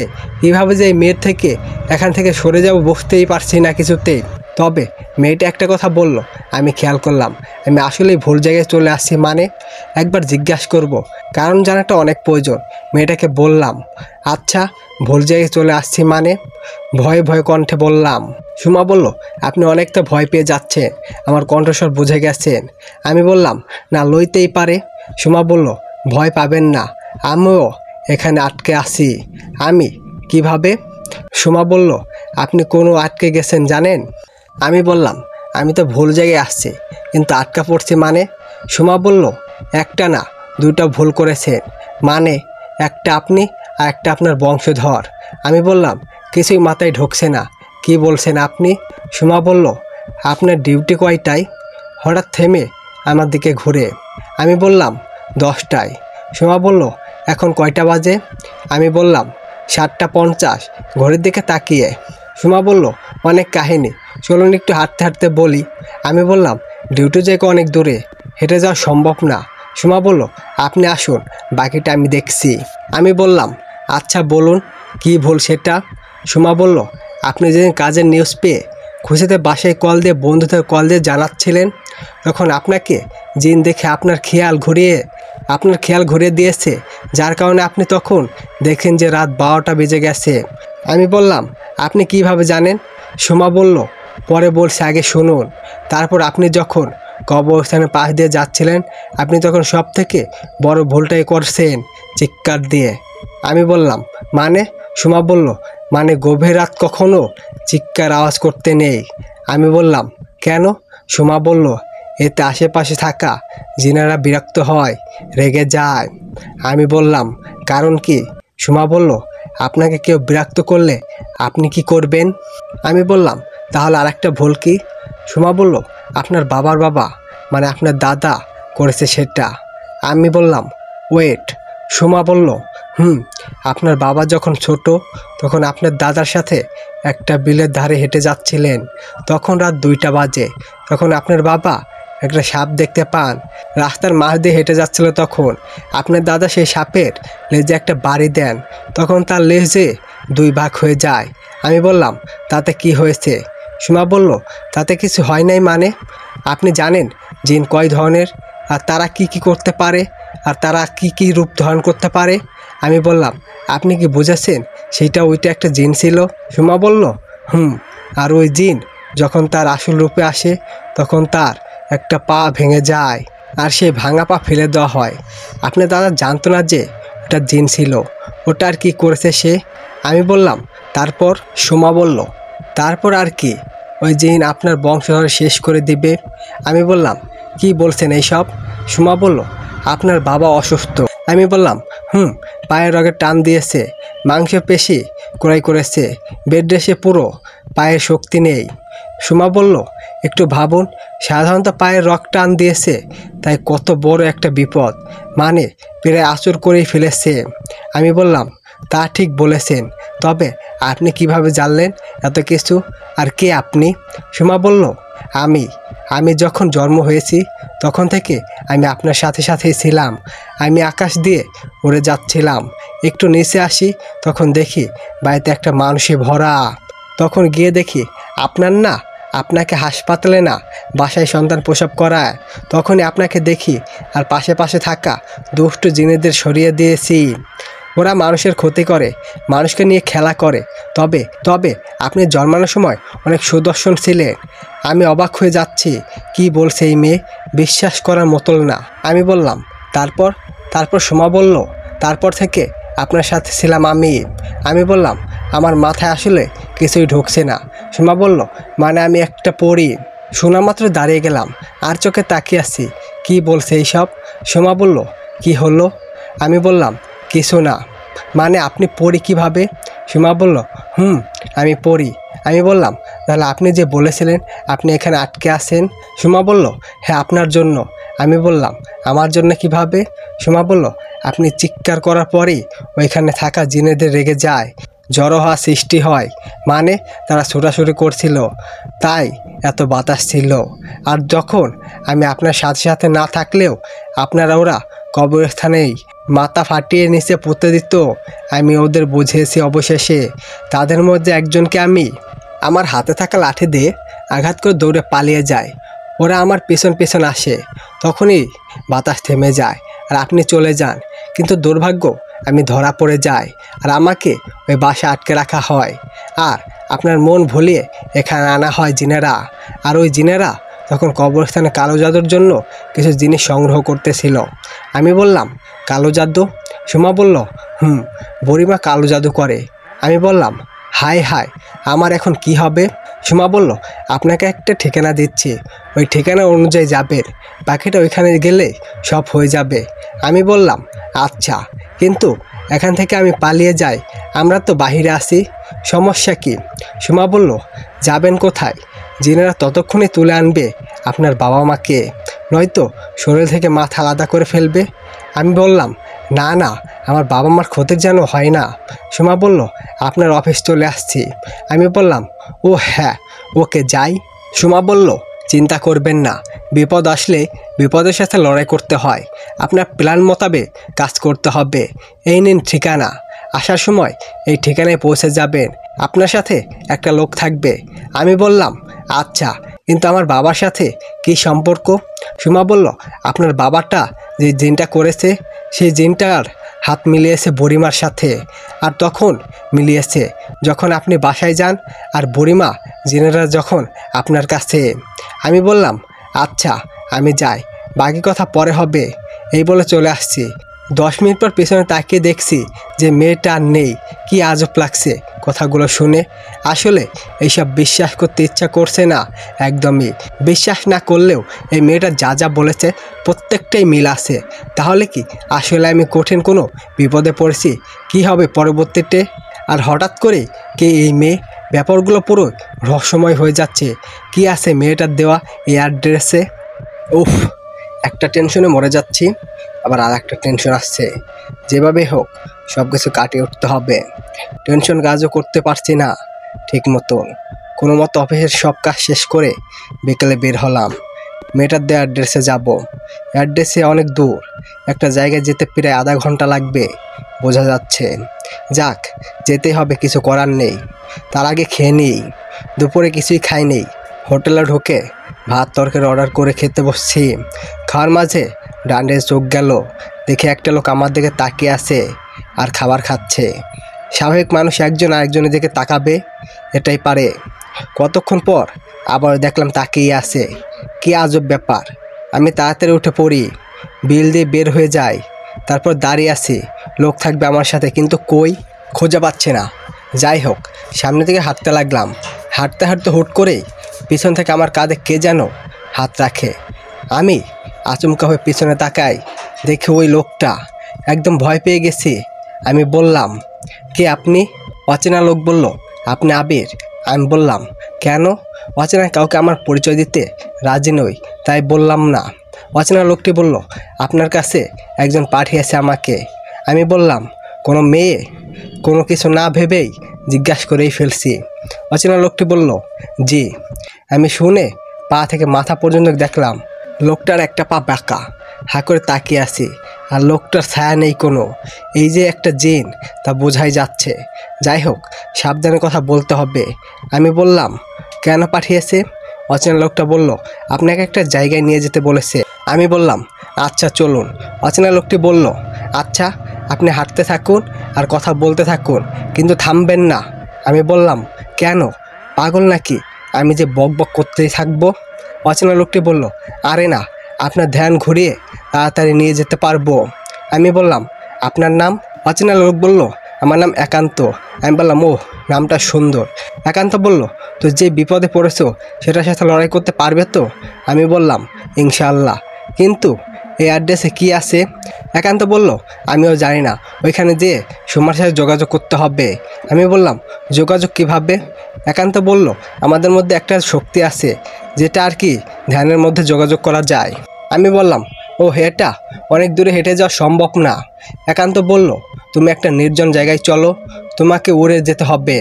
আমি বললাম, আচ্ছা, পাশেই তো একটা মাঠ দেখা যাচ্ছে, আর সন্ধ্যা হয়ে আসছে, অন্ধকার হলে তখন পারবেন? একান্ত বলল, হ্যাঁ, তবে তুমি ভয় পাবে নাকি? আমি বললাম, ভয় তো লাগবেই। একান্ত বলল, ভয় নেই, আসো। তারপর মাঠের এক কিনারে গিয়ে আমার ডান হাতের কোনোর উপরে ধরে দাঁড়িয়েছিল। 1 মিনিট পর উপরে উঠে গেছি। আমি তো ভয়ে চোখ বন্ধই করে রাখছি। আবার পরে যাওয়ার ভয়া লাগছে। কানে শো শো শব্দ করে বাতাস আসছে। কিছুক্ষণ পরে মনে হলো নিচে নামছি। চোখ খুলে দেখি একটা জঙ্গলের মধ্যে, চারপাশে অন্ধকার। পরে একান্ত বলল, সুমা বলেছে পাশে নাকি একটা লাশ আছে, মাটির নিচে নয়, বেশ আর পাতা দিয়ে ঘেরা করা রাখা। আমি বললাম, বলেন কি? লাশ? কার লাশ? একান্ত বলল, বলছে এক মেয়ের লাশ। আমি বললাম, হাই হাই, কি বলেন? এই লাশ দিয়ে কী কাজ? একান্ত বলল, ব্যাগে ছুরি বা বেলেট কিছু আছে? আমি বললাম, হ্যাঁ, অফিসের পেপার কাটার জন্য বেলেটার ছুরি তো নেই। একান্ত বলল, মেয়েটাকে খুন করা হয়েছে, তাহলে আশেপাশে তো কিছু থাকবেই, আগে লাশটা বের করি। আমি বললাম, আমার তো ভয় লাগছে। একান্ত বলল, ভয়ের কি আছে, আমি তো আছি, আমাকে হেল্প করো। আমি বললাম, আচ্ছা। একান্ত বলল, আগে পাতাগুলো সরিয়ে তারপর মাটিগুলো সরাতে হবে, তারপর পাওয়া যাবে লাশ। মাটি সরিয়ে দেখি একটা সাদা কাপড় দিয়ে পেঁচানো, রক্ত দিয়ে পেরে অর্ধেক লাল। আমি মাথার দিকে আর ক্লান্ত পায়ের দিকে, দুজন দুই পাশে ধরে উঁচু করে লাশটা তুলব, তখনই দেখি আমার হাতে মাথাটা ঢুকে আসছে, কিন্তু বডিটা নিচেই। আমি সাথে সাথে লাশটা ফেলে দিয়ে বললাম, ওরে বাবা, এটা কি হলো? একান্ত বলল, মেয়েটার মাথা মনে হয় বডি থেকে আলাদা করে ফেলা হয়েছে। কাফনে কাপড় সরিয়ে দেখি, সরিয়ে যা দেখলাম, মানে আমার অজ্ঞান হয়ে যাওয়ার কথা, কিন্তু মনে শক্তি আছে বলেই এখনও জ্ঞান হারাই ফেলিনি। দেখি গলা দিয়ে 4-5টা সুতার মতো ঝুলে আছে, আর মাথার সাথেও। একান্ত বলল, মনে হয় ওর মাথা টান দিয়ে ছিঁড়ে ফেলেছে। আমি বললাম, কারা করলো এইসব? একান্ত বলল, এগুলো দেখে বোঝা যায় দুষ্ট জিনারা করেছে, কারণ ওরা শুধু খারাপ কাজই করে, মানুষের ক্ষতি, কালো জাদু ইত্যাদি। আমি বললাম, তাহলে ওরাই করেছে, কিন্তু মেয়েটাকে ঠিকানা কিভাবে পাবো? একান্ত বলল, লাগবে না এইসব, আগে যেই প্রয়োজনটা সেটা করি। আমি বললাম, কি করতে হবে? একান্ত বলল, বেলেট দিয়ে আগে তলপেটটা সেরো, দেখো কিছু আছে কি না। সম্ভবত ওখানে থাকার কথা, কিন্তু না থাকলে বুকের মাঝে চাপাটে দিয়ে উপর থেকে নিচ পর্যন্ত একটা টান দিয়ে কেটে দেখো, হয়তো ওখানে আটকে আছে। নিচে যায়নি হয়তো, কারণ সবেমাত্রই খেয়েছে, লাশটা দেখেই বোঝা যাচ্ছে। আমি বেলেট দিয়ে লাশটার পায়জামা একটু নিচে নামিয়ে তলপেটের দিকে ধরে জোরে চাপ দিয়ে একটা টান দেওয়ার মাত্রই, তবে পরিটা আমার ভালোই হেল্প করেছে। আসলে সব জিন পরি এক নয়, কিন্তু পরিটা দেখে মাশাল্লাহ অনেক সুন্দর, হরিণের মতো চোখ, গায়ের অনেক ফর্সা, অনেক ফিগারও ঠিক থাকে। এইসব ভাবতে ভাবতে ঘুমিয়ে পড়েছি। হুট করে মাঝরাতে ঘুম ভেঙে গেল। একটা ফুলের সুগন্ধি পেলাম, চমকে উঠে এপাশ ওপাশ তাকিয়ে দেখছি কোথায় থেকে আসছে। তারপর দরজা খুলে যখন অন্য রুমে যাব, তখন দেখি পাশের রুমের আয়নায় কে যেন শাড়ি ঠিক করছে। আমি ভয়ে একটু পেছনে সরে গেলাম। তাকিয়ে দেখছি কি করছে। শাড়ি ঠিক করে পেছনে তাকিয়ে দেখা মাত্রই আমি সরে যাই, কিন্তু মেয়েটা আমাকে দেখে ফেলছে মনে হয়েছে। আমি দরজা লাগিয়ে দিলাম আস্তে আস্তে। এই যে ভিতু, শুনছেন? আমি বললাম, আরে সুমা। সুমা বলল, হ্যাঁ কথা আছে, দরজা খুলুন। আমি বললাম, দরজা খুলে? হ্যাঁ বলুন। এত রাতে আপনি আমার ঘরে কীভাবে? সুমা বলল, আমি কি জানো না? আমি বললাম, ও হ্যাঁ, এত রাতে কেন আসছেন, কি কথা? সুমা বলল, বুড়িমা থেকে তোমাকে বাঁচাতে হবে, সে প্ল্যান করতে আসছে। আমি বললাম, সে কি কিছু জেনে গেছে? সুমা বলল, না। আমি বললাম, তাহলে ওনার দুষ্টু জেনেরা যদি জেনে যায় আপনি আমার সাথে দেখা করতে আসছেন? সুমা বলল, দুষ্টু জেনেরা সবসময় তার সাথে থাকে না, যখন ডাকা হয় তখন আসে, কিন্তু আমাকে এই বাড়িতে আটকে রাখা হয়েছে। সে ঘুমিয়ে পড়লে আমি বের হতে পারি, কিন্তু যেখানেই পালিয়ে যায় না কেন আমাকে ধরতে পারবে। আমি বললাম, ও আচ্ছা। সুমা বলল, শোনো, তুমি একটা কাজ করবে, সেটা হচ্ছে তুমি বুড়িমার ঘরে যেয়ে একটা কাঁচের বোতল আছে, ওইটা চুরি করে এনে ভাঙতে হবে, তারপর আমি মুক্তি পাবো। আমি বললাম, আমি কিভাবে? উনি আমাকে ধরতে পারলে আমার অবস্থা খারাপ হয়ে যাবে। সুমা বলল, আমি তো আছি, তুমি ভয় কেন পাও? আমি বললাম, না ভাই, আমি পারবো না। সুমা বলল, শোনো, আমি বলছি তুমি পারবে, তোমাকে পারতেই হবে। আমি বললাম, কিন্তু ওই দিন দেখলাম আপনি মানুষের মাথায় পানিতে গরম করছিলেন, কিন্তু কেন? সুমা বলল, ওইটা বুড়িমার কালো জাদু করে তাই বলছে। আমি বললাম, আচ্ছা কিভাবে করব? সুমা বলল, আমি সব বলবো, এখন বলো তো কেমন লাগছে আমাকে? আমি বললাম, মাশাল্লাহ। সুমা বলল, তুমি আজকে থেকে আমাকে তুমি করে বলবে, ঠিক আছে? আমি বললাম, আপনি আমার দাদার থেকেও বড়, কিভাবে সম্ভব? সুমা বলল, সমস্যা নেই, আমি তো বলতে বলেছি তাই না? আমি বললাম, আচ্ছা। সুমা বলল, ভোর সকাল হয়ে গেছে, আমাকে যেতে হবে। বুড়িমা আবার ওঠে ভোরে সকালে কি যেন জাদু করে। আমি বললাম, ভোর সকাল কি করে আবার? সুমা বলল, জানি না, ছাদে বসে সূর্যের দিকে দুপা মেরে ঝুলতে থাকে। আমি বললাম, হায় হায়, ভয়ঙ্কর কালো জাদু করে বোঝাই যাচ্ছে। সুমা বলল, শক্তিশালী জিন আছে ওনার কাছে 3-4টা। আমি বললাম, ওরে বাবা। সুমা বলল, আচ্ছা আমি যাই। আমি বললাম, ঠিক আছে যান। সুমা বলল, যান? আমি বললাম, সরি, যাও, সাবধানে যেও। সুমা বলল, গুড বাই, আবার পরে আসবো, এখন যেটা বললাম সেটা করো। আর একটা জিনিস লিখে দিলাম, ওই নাও কাগজে, ধ্যানে বসে এটা পড়লে আমার সাথে যোগাযোগ করতে পারবে। ধ্যানে বসে? আমি বললাম, কখন? সুমা বলল, আমি তোমাকে বলবো। আমি বললাম, কিভাবে? তুমি তো এখন চলে যাচ্ছ। সুমা বলল, যখন দেখবে তোমার কাঁধে কেউ হাত দিয়ে রাখছে তখন বুঝবে আমি ওইটা। আমি বললাম, আচ্ছা ঠিক আছে। সুমা বলল, যাই। চলে গেল অদৃশ্য হয়ে। এই প্রথম কাল্পনিক কিছু বাস্তবে দেখলাম। যাই হোক, আমি মুখ ধুয়ে নাস্তা সেরে রেডি হচ্ছিলাম। আজকে আবার অফিসে অনেক কাজ। কয়েকদিন ধরে বাসায় কল দেই না, প্রায় 1 ঘন্টা ধরে কলে বাবা মার সাথে কথা বললাম। একটু ভালো লাগছে অনেক দিন পর তাদের কণ্ঠ পেয়ে। যাই, অফিসের সময় হয়ে আসছে। বের হওয়ার সময় দরজা খুলছি আর দেখলাম বুড়িমার ঘরের দরজা লাগিয়ে দিল। একটু একটু সন্দেহ হলো, দরজা হঠাৎ লাগিয়ে দিল কেন? সুমার ওই ঘরে কিছু হলো নাকি? ওর সাথে এখন যোগাযোগ করাও সম্ভব না। অফিসে যাচ্ছি না, আগে অফিসে যাই, পরে এটা দেখে নিব। যাওয়ার সময় সিঁড়ি দিয়ে নামছিলাম, নামার সময় 5-6 জন লোক উপরে যাচ্ছিল, কিন্তু একজনের পা একটা বাঁকা, কার পা ভাঙা। আমি কিছু মনে না করে নিচে নেমে যাচ্ছিলাম, হয়তো বুড়িমার কেউ হবে পরিচিত। আমি অফিসে চলে গেছি। কাজের মাঝে হঠাৎ কাঁধে কেমন যেন লাগছে, মনে হচ্ছে কেউ হাত দিয়ে আসে, বারবার এমন হচ্ছে। পরে মনে হলো সুমা তো বলেছিল কাঁধে হাত রাখার অনুভব হলে আমায় মনে করবে, কিন্তু এখন কীভাবে ওর সাথে যোগাযোগ করতে পারি? কিছু হলো নাকি? ধুর, চেয়ারে বসে ওর দেওয়া কাগজের লেখা পড়ে চোখ বন্ধ করে বসে আছি। একটু পর আওয়াজ আসছে, আবির আমাকে বাঁচাও। আমি ভিতর থেকে মনে মনে বলছি যে মানে? সুমা বলল, আমি সুমা। আমি বললাম, কি হয়েছে? সুমা বলল, এখানে কতগুলো দুষ্ট জিনের আসছে, আমাকে ওদের কাছে বিহীন করতে, ধর্ষণ করবে ওরা। আমি বললাম, আল্লাহ, বলো কি? সুমা বলল, তাড়াতাড়ি আসো আবির। আমি বললাম, কিন্তু আমি তো অফিসে। সুমা বলল, আমি মরে যাবো আবির, ভাবছো কি হতে পারছে আমার সাথে? আমি বললাম আচ্ছা দেখি কি করতে পারি। সুমা বলল তাড়াতাড়ি আসো আবির। আমি বললাম আচ্ছা।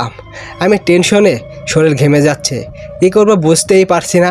বসের কাছে যেয়ে বলবো ছুটি দিতে, না সবে মাত্র কাজে আসছি, কিভাবে দিবে ছুটি? আগে যাই, যে বলে দেখি কি হয়। আমি বললাম স্যার আসবো? বস বলল হ্যাঁ আসো। আমি স্যার একটা কথা ছিল। বস বলল হ্যাঁ বলো কি কথা।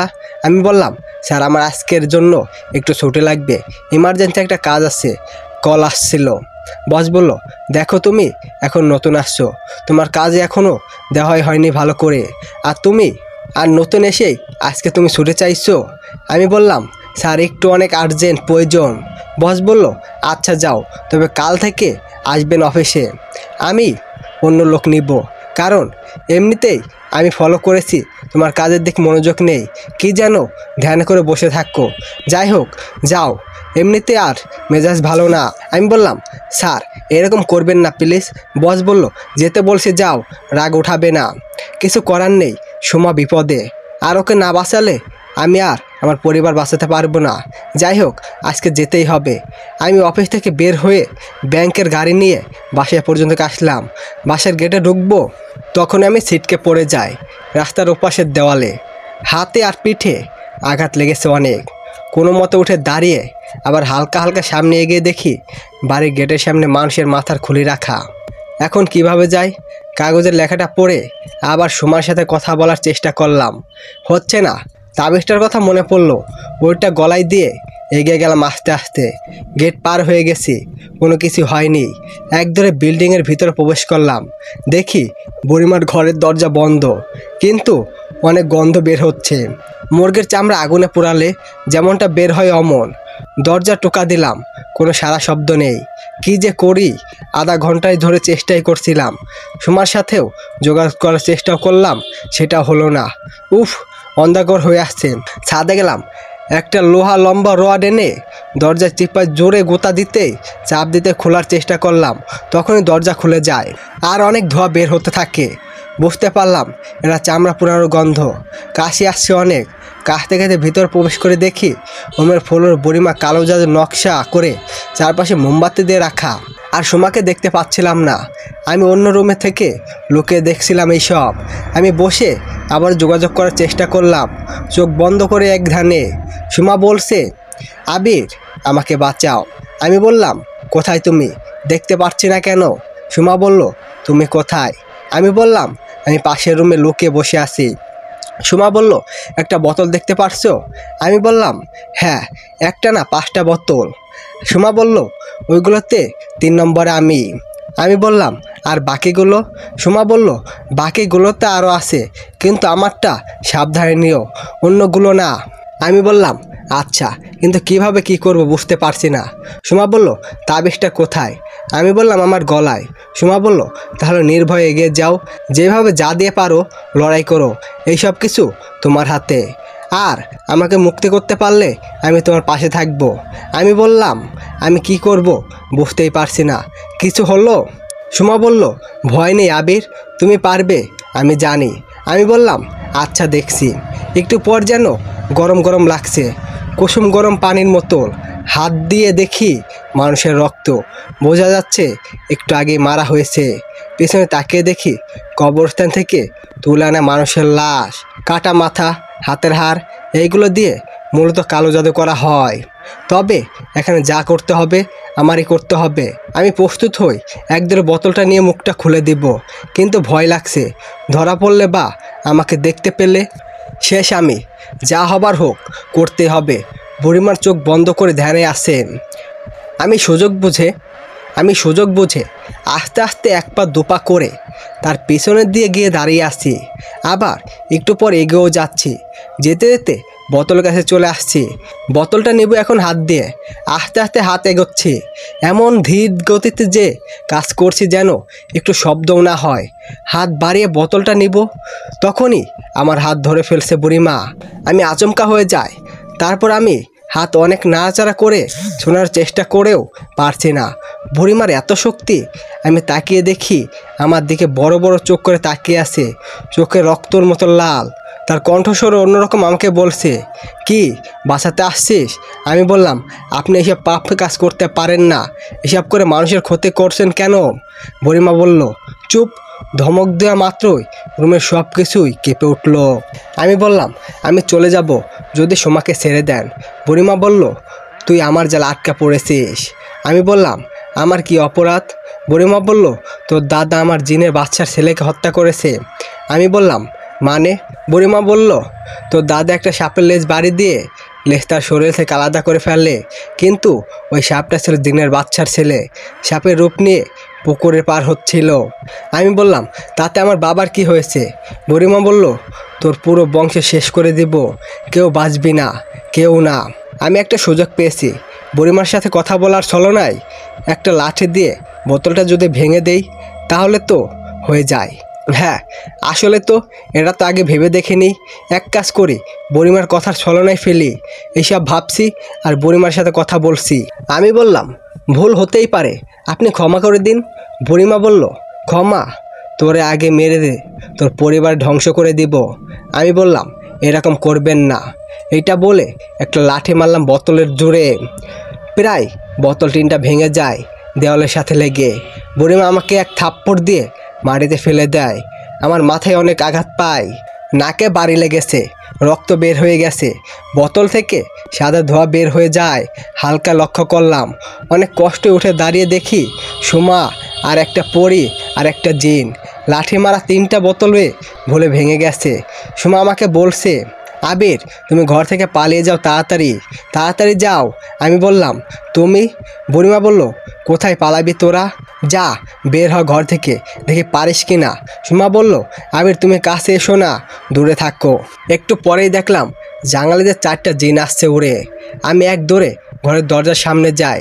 তখন দেখি একটা মেয়ে সাদা কাফনে গায়ে, চুলগুলো এলোমেলো, চোখের চারপাশে কালো অনেক, শুধু দাঁড়িয়ে আছে। আমি ভয়ে দরজা লাগিয়ে দেই, কিন্তু ঘরে তো অনেক বিপদ, কি করি? সুমা বলছে, আবির, তোমার পেছনে সাদা একটা লাঠি আছে, ওটা নাও, নিয়ে আঘাত করো বুড়িমাকে। আমি বললাম, কি বলো? এর সামনে কিভাবে যাব? বুড়িমা বলল, দেখ তোদের এইবার কি করি। এই বলে তখন একটা জিন আসে আমার কাছে। তখন সুমা হাত বাড়িয়ে জাদু দিয়ে জিনটাকে ছিটকে দূরে ফেলে দেয়। সুমা বলল, তুমি রড নিয়ে আগুনে দাও। আমি বললাম, আচ্ছা, কিন্তু লাঠিটা তো এখানে নেই। বুড়িমা তখন চোখ বন্ধ করে কি যেন পড়ছে গুনগুন করে। এই সুযোগে গরম রড হাতে নেয় সুমা। আরেকটা জিন যখন এগিয়ে আসে তখন আগুনে লাল হয়ে যাওয়া রড দিয়ে একটা বাড়ি দেয়। জিনটা সাথে সাথে মাটিয়ে পড়ে ছটফট করতে করতে মারা যায়। সুমা লাঠি নিয়ে আগুন দিয়ে তখনই সুমার গায়ে অদৃশ্য একটা হাত দিয়ে টিপে ধরে, উপর তুলে ফেলে। আমি তাড়াতাড়ি করে লাঠি নিব, তখনই আমার শরীর বন্ধ করে মাটিতে ফেলে দেয়। শুধু চোখ দিয়ে দেখছি, আর কিছুই করতে পারছি না। শরীরের শক্তি দিয়েও পারছি না নড়াচড়া করতে। হঠাৎ দেখলাম কে যেন একটা পানি ছিটা দিল বুড়িমাকে। লক্ষ্য করলাম যেন শরীর জ্বলছে এমন করছে সে। একটু পর আমি নড়াচড়া করতে পারলাম। উঠে আমি আরেকটা আগুন দেওয়া লাল গরম রড সুমার পাশে গোতা দিলাম। সাথে সাথে আরেকটি দাপাতে দাপাতে মারা গেল, আর পেট দিয়ে ঢুকে আর এক পাশ দিয়ে বের হয়ে গেল। সুমা অজ্ঞান হয়ে আসছে। ততক্ষণে একটা জিন এসে পানি ছিটা দিল। যেই বোতল ভেঙে গেছিল ভুলে, সেই বোতলে থেকে বের হওয়া ওই জিন।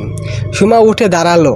অন্য পরি শুধু পানি ছিটা দিচ্ছে বুড়িমার শরীরে আর বলছে, আপনি বুড়িমাকে মেরে ফেলুন, আমি আটকে রেখেছি, তাড়াতাড়ি করেন। সুমা বলল, গরম রডটা দাও আবির। বুড়িমা বলল, এই পানি আর দিস না, শরীর জ্বলছে খুব। পরি বলল, তোর মরণ আজ হবেই। একটু পর দেখলাম বুড়িমাকে নিয়ে কে যেন তুলে নিয়ে যাওয়ার চেষ্টা করছে, মানে পেরে উপরে উঠে যাচ্ছে ভাসতে ভাসতে।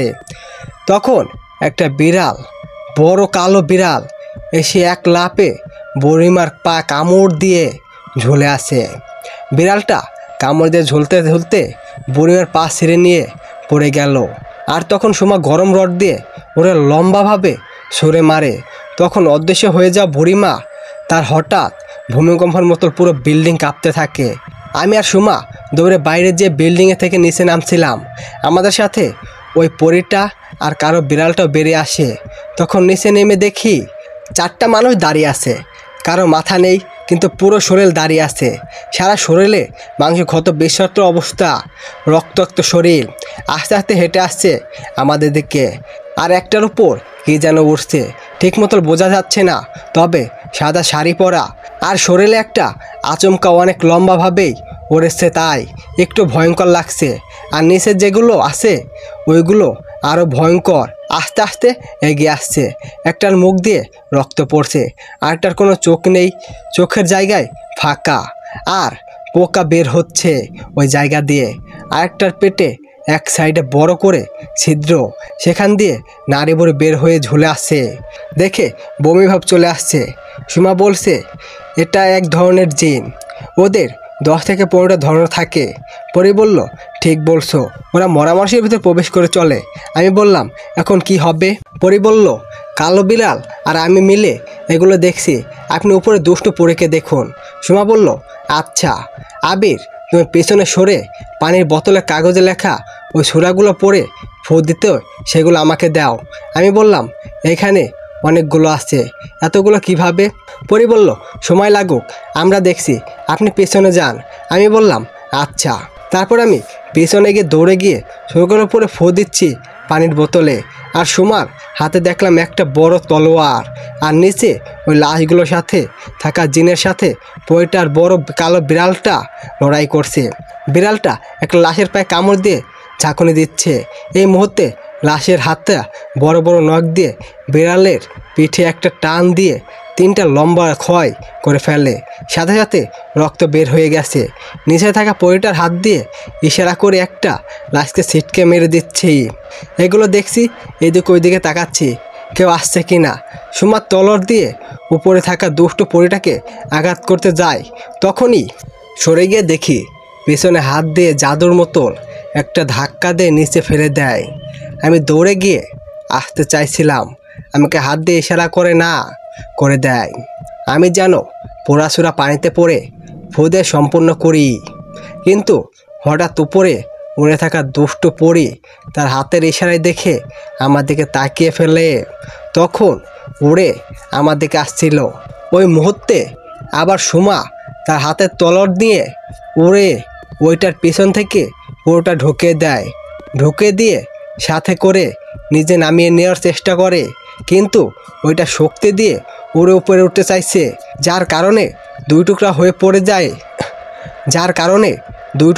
পড়ে যায় নিচে দুষ্ট পরি। আর আমি ততক্ষণে ছোটা পড়ে শেষ করে সুমাকে বলি সুমা শেষ, এই নাও। এই বলে বোতলটা সরে মারলাম, কিন্তু নিচে থাকা মানুষের পাশেই সেই জিনগুলো ছিল। ওদের মধ্যে একটা নিয়ে ফেললো। কালো বিড়াল একটাকে মেরে ফেলেছে, তারপর চুপ পিছনে এসে ওইটার ঘাড়ে কামড় দিয়ে নিচে ফেলে দেয়। তখন আমি বোতলটা নিয়ে সুমার হাতে দেই, ওইটা নিয়ে প্রত্যেকটা গায়ে ছিটিয়ে দেয়, সাথে সাথে সবগুলো ছটফট করে জ্বালাতন করতে করতে মাটিতে পড়ে যায়। কিছুক্ষণ পরে কাক হয়ে যায় সবগুলো, আর কালো বিড়ালটাও আসল রূপে আসে। লক্ষ্য করলাম ওই জিন যেটা বোতল থেকে বের করেছিলাম ভুলে, সেই জিন কালো বিড়াল রূপে নিয়ে লড়াই করবে, তারপর আমাকে নিয়ে সুমা বের হবে। তখনই ওরা আমাদের ডাকলো। পরি বলল শোনেন। সুমা বলল হ্যাঁ বলুন। পরি বলল বুড়িমা কিন্তু এখনও মরেনি। আমি বললাম আসলেই তো। সুমা বলল তাহলে ওনাকে নিয়ে গেল কে, আর কোথায় আছে? আমি বললাম ওনাকে তো শেষ করতে হবে। পরি বলল শেষ না করলে আবার অনেক কিছু করে ফেলবে। সুমা বলল ওরা কালো জাদু করে, ওরা ওদের আত্মা শয়তানের কাছে বিক্রি করে, তারপর এই পথে নামে। আমি বললাম তাহলে এখন কি হবে? সুমা বলল মনে হয় কিছু করার চেষ্টায় আছে বুড়িমা। জিন বলল কালো জাদু যারা করে তারা পরিত্যক্ত বাড়িতে করে, এটা লক্ষ্য করে দেখুন, বাড়িটা পরিত্যক্ত। পরি বলল কিন্তু বুড়িমা সব জেনে গেছে, আর তার একটা ক্ষতি করে ফেলেছে এই জিন, তার পা এক কামড়ে ছিঁড়ে ফেলেছে। আমি বললাম তাহলে তো সে কোনো মতোই বসে থাকবে না। জিন বলল প্রতিশোধ নেবে, আমি চেষ্টা করছি মারার, কিন্তু এক পা ছিঁড়ে যাওয়ার পরেও কীভাবে বেঁচে গেল বুঝতেই পারিনি। সুমা বলল যাই হোক এত কথা বাদে আগে এখান থেকে পালাই। আমি বললাম আচ্ছা এই লাশগুলো? পরি বলল এগুলো এখানেই থাকুক। আমি বললাম, কারা এগুলো? সুমা বলল, এগুলো কবরস্থান থেকে তুলে আনা বুড়িমার জিনেদের দিয়ে তারপর কালো জাদুতে ব্যবহার করে এদের বিভিন্ন অঙ্গ। আমি বললাম, যেমন? পরি বলল, পায়ের হাড়, হাতের হাড়, মাথার খুলি, চোখ রাঙের হাড়। ওরা অনেকভাবেই করে। যাই হোক, এখান থেকে আগে ঝরে যায়। আমি বললাম, আচ্ছা, আমাদের বাড়ির বিলের মধ্যে নতুন করেছি, ওখানে কিছু দিন দেখেছিলাম প্রথমে গাছের নিচে দাঁড়িয়ে দুজন কথা বলছিল। সুমা বলল, কি বলো এইসব? আমি বললাম, হ্যাঁ। পরি বলল, তাহলে তো ওরা আপনার পিতামাতার ক্ষতি করবে। আমি বললাম, মানে? সুমা বলল, এইগুলো তো ওই বাড়ির কোরই গাছের তলায় দেখেছিলাম, তাই না? আমি বললাম, হ্যাঁ, কিন্তু আমার বাবা মার ক্ষতি মানে? সুমা বলল, একা থাকে যদিও কিছু হয়। আমি বললাম, আমি বাড়ি যাব। পরি বলল, চলুন যে দেখে আসি। জিন বলল, হ্যাঁ, তাও বলা যায় না, ওদের উপর বিশ্বাস নেই। বুড়িমার প্রতিশোধ নিতে যে কোনো কিছু করতে পারে। আমি বললাম, আসলেই বিষয়টা আগে জানলে আমি এইসব জানাতাম না। সুমা বলল, কিন্তু ভুলটা তো তোমার দাদাই করেছে আগে। তোমার জড়ানো না জড়ালেও ওরা কিন্তু ছাড়তো না। আমি বললাম, তাও ঠিক। পরে বলল, এখন কি এখানে করে বলে সময় নষ্ট করবে? আমি বললাম, রাত 2টা বাজে এখন। পরে বলল, ভোর সকাল না হতে হতেই চলে যায়। তারপর আমাকে চোখ বন্ধ করতে বলল। কিছুক্ষণ পর চোখ খুলে বলল, দেখি আমাদের বাড়ির বিল। বোঝা গেল ওরা এক জায়গা থেকে অন্য জায়গায় যেতে পারে যে কোনোভাবেই। আমি দৌড়ে বাড়ির দিকে যাচ্ছি, ওরা আমাকে সাথে আসছে। আমি অনেক হয়রান হয়ে গেছি, নাক দিয়ে রক্ত পড়ছিল। যখন বুড়িমা আঘাত করে তখন সেটা সোমা দেখে বলল, আবির, নাক দিয়ে যে রক্ত পড়ছে সেটা ধুয়ে নাও। আমি বললাম, পরে, আগে বাসায় যেয়ে দেখি। জিন বলল, তোমার নাকের আঘাতটা বেশি লেগেছে হয়তো, তাই রক্ত পড়ছে। আমি বললাম, হ্যাঁ, বুড়িমার অনেক শক্তি। পরি বলল, হ্যাঁ, যারা কালো জাদু করে তাদের তো শক্তি থাকবেই। আমি বললাম, আমার তো ভয় লাগছে। সোমা বলল, ভয় নেই আবির, আমি তো আছি। পরি বলল, আমিও আছি। জিনটাও বলল, আমিও আছি। সোমা বলল, হ্যাঁ, আপনাদের অনেক ধন্যবাদ আমাদের সাথে থাকার জন্য। জিনটা বলল, না, আসলে আমাদের মুক্তি দিয়েছেন এত বেরো বিপদ থেকে, আমরা আপনাদের পাশে অবশ্যই থাকব। আমি বললাম, সামনে কী যে আছে আরও আল্লাহ জানে। কথা বলতে বলতে বাড়িতে আসছি, মেন গেট বন্ধ, ধাক্কা দেওয়ার পরও খুলছে না। পরে গেটের বাইরে উপর দিয়ে তারপর বাড়ির ভেতরে নামলাম। বারান্দা দিয়ে উঁকি মেরে দেখি সব কিছু অন্ধকার, বাইরে শুধু চাঁদের আলো। বাড়ির পেছন জানলা দিয়ে দেখলাম হালকা হালকা আলো আসছে, কেঁপে কেঁপে আসছে আলো, বোঝা যাচ্ছে মোমবাতির আলো। দরজার চাবি আমার কাছে একটা থাকে মানিব্যাগে, সেটা দিয়ে মেন দরজা খুলে দেখি রুমের ভিতর ধূপের গন্ধ। এগুলো দেখে মনে ভয় বেড়ে গেল। আব্বার রুমে গেলাম, আস্তে আস্তে এগিয়ে দেখি রুমে রক্ত, বিছানায় রক্ত। আমি থেকে প্রায় হাত পা কাঁপছে। এসব কী দেখছি? আমার বাবা মা কোথায় তাহলে? অন্য রুমে গিয়ে দেখি একটা মরা লাশকে তারা ছিঁড়ে ছিঁড়ে খাচ্ছে। এরা দেখার পর আমি অবাক হই, আমার বাবা মা এসব করছে। হায় আল্লাহ, আমি স্বপ্ন দেখছি না তো? তখন সুমা বলল, আল্লাহ, এইসব কি? জিন বলল, মনে হয় যে আমরা ভেবেছিলাম তাই হয়েছে। আমি ভয়ে কাঁপতে থাকি। কি হয়েছে আমার আব্বা আম্মুর সাথে? কান্না শুরু করে দিলাম। আমাকে পরি বলল, দেখুন, কান্না করবেন না, যা করার তাড়াতাড়ি করতে হবে সব কিছুই। জিন বলল, কিন্তু কি করতে হবে? পরি বলল, আগে ওনাদের বাঁচাতে হবে, তারপর ওনাদের উপর ভর করা জিনেদের জিজ্ঞাসা করতে হবে কোথায় আছে ওদের বাচ্চা আর কে ওদের পাঠিয়েছে। আমি বললাম, কিভাবে জানবো? সোমা বলল, আবির, তুমি ভেঙে পড়ো না, আমি তো আছি। আমি বললাম, কি করবে তুমি? রাগে স্বরে, আজকে কত কিছু হয়ে যাচ্ছে, আজকে আমার বাবা মা কী করছে বলে কান্না করে দিলাম। পরি বলল, আস্তে আস্তে, ওনার টের পেয়ে গেলে সমস্যা। সোমা বলল, আবির, আমি তো আছি, চিন্তা করো না, কিন্তু মন শক্ত করো, লড়াই করতে হবে। জিন বলল, আচ্ছা, এখন ওদের আটকাই। সোমা বলল, কিভাবে? জিন বলল, আগে তোর হাত বাঁধতে হবে, পরে পানি দিয়ে ঝেড়ে দেখতে হবে। পরে বলল, যা কর তাড়াতাড়ি করতে হবে। সোমা বলল, আবির, আর কান্না করো না, একটু শক্ত হও, লড়াই করব, সব কিছু ঠিক হয়ে যাবে। আমি বললাম, এবার যা করার তাড়াতাড়ি করতে হবে। জিন বলল, আমি প্রথমে যে একজনকে ধরে তোমার কাছে এনে ধরবো, ওদের অনেক শক্তি, কিন্তু ওদের কামড় যেন গায়ে না লাগে, সাবধান। তারপর দৌড়ে গেলাম সবাই, যে তাদের ধরি, লাশটাকে সরিয়ে ফেলি, তারপর একটা রশি দিয়ে বাঁধার চেষ্টা করি, কিন্তু তাদের শক্তির সাথে পেরে উঠতে পারছিলাম না। পরে সুমা সোনা পড়তে পড়তে ফো দিচ্ছিল। কিছুক্ষণ পরে আস্তে আস্তে শান্ত হয়ে যায়। তারপর তারা অজ্ঞান হয়ে যায়। সুমা বলছে, ওনাদের অন্য রুমে শুয়ে দিয়ে আসো তোমরা, আমি এই লাশটা দেখছি। জিনটা বলল, লাশটা লক্ষ্য করেছেন শরীরে কালো জাদুর নকশা? আমি বললাম, ঘরের ফ্লোরে তো কালো জাদুর নকশা করা আছে, বোঝাই যাচ্ছে। পরি বলল, এগুলো তাড়াতাড়ি মুছে ফেলতে হবে, নইলে পরে সমস্যা বাড়তে পারে। আমি বললাম, একটা কাপড় নিয়ে এসে এগুলো মুছে ফেলি, তুমি লাশটা দেখো। সুমা বলল, লাশের নাড়ি ভরে ভিন্ন ভিন্ন জায়গায় তাবিজে কীভাবে বাঁধানো? পরি বলল, আসলেই তো, কীভাবে আসলো এইসব? আমি বললাম, ওই বুড়িমা এইসব করেছে, এইসবের সন্দেহ ঠিক। সুমা বলল, লাশটার সাথে মনে হয় কোনো কালো জাদু করা হয়েছে, তা না হলে এটা এখানে কীভাবে আসবে? আমি বললাম, এত কথা বাদ দিয়ে যা কর তাড়াতাড়ি করতে হবে।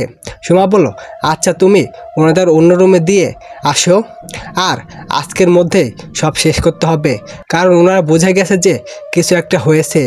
আমি বললাম, অবশ্যই বুঝতে পারবে। সুমা বলল, আচ্ছা আমি দেখছি এটা কোথায় থেকে এসেছে। আমি বললাম, কিভাবে দেখবে?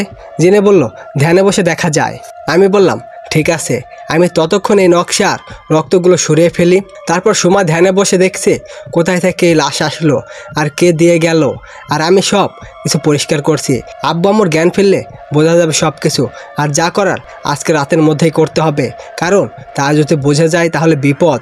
আরও আজকে রাতের মধ্যেই ব্যবস্থা করলে ভালো স্বপ্ন দেখেছে, কি করার, বিপদ আসছে, লড়াই করতেই হবে। একটু পর সুমা বলল, আরে এটা আসলে বুড়িমা রেখেছে। পরি বলল, তার মানে এসব কাজ বুড়িমা করেছে? জিন বলল, যা ভেবেছিলাম তাই হলো। সুমা বলল, প্রতিশোধ নিতে? পরি বলল, তাহলে যেইভাবেই হোক ওদের ধ্বংস করতে হবে, না হলে ওরা প্রতিশোধ নেওয়ার নেশায় উল্টো পরিবার ধ্বংস করে দিবে। আমি বললাম, যেভাবে হোক কিছু একটা করতে হবে। জিন বলল, আচ্ছা এখন ওনার মনে হচ্ছে একটা জঙ্গলের ভেতরে পরিত্যক্ত বাড়িতে আছে, তাই না? সুমা বলল, হুম। জিন বলল, আমিও দেখেছি, তাহলে চলো যা করা করে ফেলি। সুমা বলল, খালি হাতে যাওয়া যাবে না। আমি বললাম, কি কি লাগবে? পরি বলল, তা ঠিক বলেছেন, অন্তত পড়া পানি আর কাঁচা লোহা তেলোয়ার নিয়ে যেতে হবে। আমি বললাম, কাঁচা লোহা কেন? জিন বলল, দুষ্টু জিনে পরি এই কাঁচা লোহা ভয় পায়, কাছে আসতে পারে না। সুমা বলল, চলো যেতে হবে। আমি বললাম, আমিও যাব। সুমা বলল, কোথায়? আমি বললাম, কেন, তোমাদের সাথে। পরি বলল, পাগল নাকি? ওইখানে একটা বিপদে ঘটে গেলে বাঁচানো সম্ভব না। সুমা বলল, আবির তুমি থাকো, আমরা আসি। আমি বললাম, তুমি আমাকে এত উপকার করেছো আর আমি যাব না? সুমা বলল, এটা সাধারণ কোনো কিছু না। আমি বললাম, যাই হোক যাবই। জিন বলল, আচ্ছা চলো তাহলে। তারপর আরও একটা তলোয়ার দিল আমাকে। জীবনে প্রথমে হাতে নিলাম, অনেক ওজন, না হলে 4 থেকে 5 কেজির মতো হবে। যাই হোক সবাই বের হয়ে গেলাম অদৃশ্য হয়ে। একটা জঙ্গলের পাশে চলে আসছি। রাতের অন্ধকার বেশ, কিছুই দেখা না গেলেও চাঁদের আলো আলোকিত হয়ে গেছে চারপাশটা। একটু পর জিন বলছে পাশের দিকে দিয়ে জঙ্গলে ঢুকতে। আমরা সবাই আস্তে আস্তে জঙ্গলে ঢুকছি। জিন দেখলাম কালো বড় বিড়ালের রূপ নিয়ে ফেলেছে। দেখে আমি ভয় পেয়ে গেলাম। চোখ লাল, মুখ দুই পাশে দিয়ে বড় 2টা সরদাঁত বেরিয়ে আসে। যাই হোক আমরা আস্তে আস্তে এগিয়ে যাচ্ছি। জঙ্গলের মধ্যে কেউ যেন আমাদের লক্ষ্য করছে এমন অনুভূতি হচ্ছিল। সুমা বলল, দেখলে কিছু? পরি বলল, কি? আমি বললাম, আমি তো ভয় পেয়ে গেছিলাম। সুমা বলল, কেউ হয়তো আমাদের লক্ষ্য করছে, দেখো দেখো একটা সাদা ছায়া ছেয়ে গেছে। জিন বলল, আমি যে দেখব ওটা? পরি বলল, না, ওটা ওদের মতো থাকতে দেন, ওটাকে বিরক্ত করবেন না। আমাদের কিছু করলে আমরা পাল্টা জবাব দিব, কিন্তু আমাদের কিছুই করে নাই। বলার পর হঠাৎ একটা হালকা বাতাস গায়ে লাগলো। আমার শরীর কাঁটা দিয়ে উঠলো। আমার যা সন্দেহ করছি তাই হয়েছে। জঙ্গলটা বন্ধ করে দিয়েছে, সাথে সাথে বুড়িমা। যাই হোক আমরা সামনে এগোতে থাকি। একটা কবরস্থানের দিকে নজর পড়ল। আসলে কবরস্থানে বড় না ছোট, কিন্তু পাশে একটা বাড়ি আছে দেখলাম। মানে বাড়িটা কবরস্থানের সাথে, কিন্তু কেন বাড়িটা পরিত্যক্ত দেখে মনে হচ্ছে, আর আমাদের সন্দেহ হচ্ছে এটাই হবে মনে হয়। আমরা আস্তে আস্তে এগিয়ে যাচ্ছি। যখন কবরস্থানের পাশে দিয়ে বাড়িটার কাছে যাব, তখনই কবর থেকে কিছু লাশ উঠে আসছে। আমরা দেখে অবাক হয়ে গেছি। এই লাশগুলো উপরে এক ধরনের খারাপ জিন ভর করে, যা লাশগুলোর কোনো রকমভাবে চলাফেরা করে, কিন্তু ভেতরে আসলে জিন থাকে। ওদের নখ আসল অষ্ট। আস্তে আস্তে এগিয়ে আসছে। সুমা তলোয়ার নিয়ে প্রস্তুত হয়েছে। আমিও দেখে প্রস্তুত হলাম। পাশে দেখলাম পরিটা একটা লম্বা একটা কোরালের মতন নিয়েছে, আর কালো বিড়ালের রূপে জিনটা রাগে ফুঁসছে। যখন একটা লাশ এগিয়ে আসছে পাশে থেকে, তখন এই কালো বিড়ালটা ওই লাফ দিয়ে লাশটার ঘাড়ে কামড় দেয়, আর পরিটা লম্বা কোরালটা দিয়ে কোপ দেয়। অন্য লাশটা এক কোপের বুকে থেকে পেট পর্যন্ত 2 ভাগ করে ফেলে। তারপর আমি তলোয়ার দিয়ে লম্বা করে একটা পেটে ঢুকিয়ে দেওয়ার পরও দেখছি মরছে না, কিন্তু হাত দিয়ে আমার শরীরে খামচি দিতে চেষ্টা করেছে। কিন্তু অন্য পাশে সময় একটা কোপ দেওয়ার পর শরীর থেকে মাথা আলাদা করে ফেলে। আরও 3-4টা বাকি আছে। আমি এবার আরেকটা কোপ দিতে যাব, তখনই কালো বিড়ালটা এসে ওটার পেটে কামড় দেয়, টান দিয়ে ছিঁড়ে ফেলে, পরে নাড়িবড়ি বের করে যায়। আর বাকি 2টাকে পরে তার কোরাল দিয়ে ইচ্ছা মতো কুপিয়ে টুকরো টুকরো করে ফেলে। একটু পর অনেক বাতাস হচ্ছে।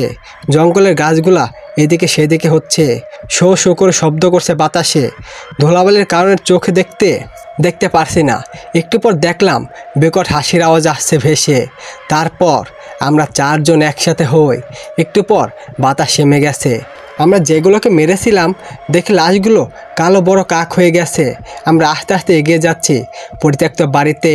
ভেতরে প্রবেশ করলাম। চারিপাশে অন্ধকার। আস্তে আস্তে এগিয়ে দেখি অনেক রুম আছে ভিতরে। দেখি কে যেন আসছে। আমরা এক দৌড়ে একটা রুমে গিয়ে জানলার ফাঁক দিয়ে ওকে মেরে দেখি কে যেন হেঁটে যাচ্ছে, সাদা কাফন গায়ে দিয়ে, চুল সরানো। বের হয়ে হাঁটছি, যেই দিকে গেছে সেই দিকে দেখি বুড়িমা একটা ঘরে কঙ্কলে বিছানায় বসে আছে, মোমবাতি আর কালো জাদুর নকশা করা, যেমনটা আমার ঘরে করেছিল। এক পা নেই বুড়িমা, তাও থামছে না। আমরা সবাই এগিয়ে যেয়ে বললাম, এইসব বন্ধ করুন। জিন বলল, আপনার পরিণত ভয়ঙ্কর হবে যদি এখন এইসব না বন্ধ করুন। বুড়ি বলল, হা হা হা করে তোরা আসছিস আবারও? পরি বলল, তোমার আজকে শেষ দিন।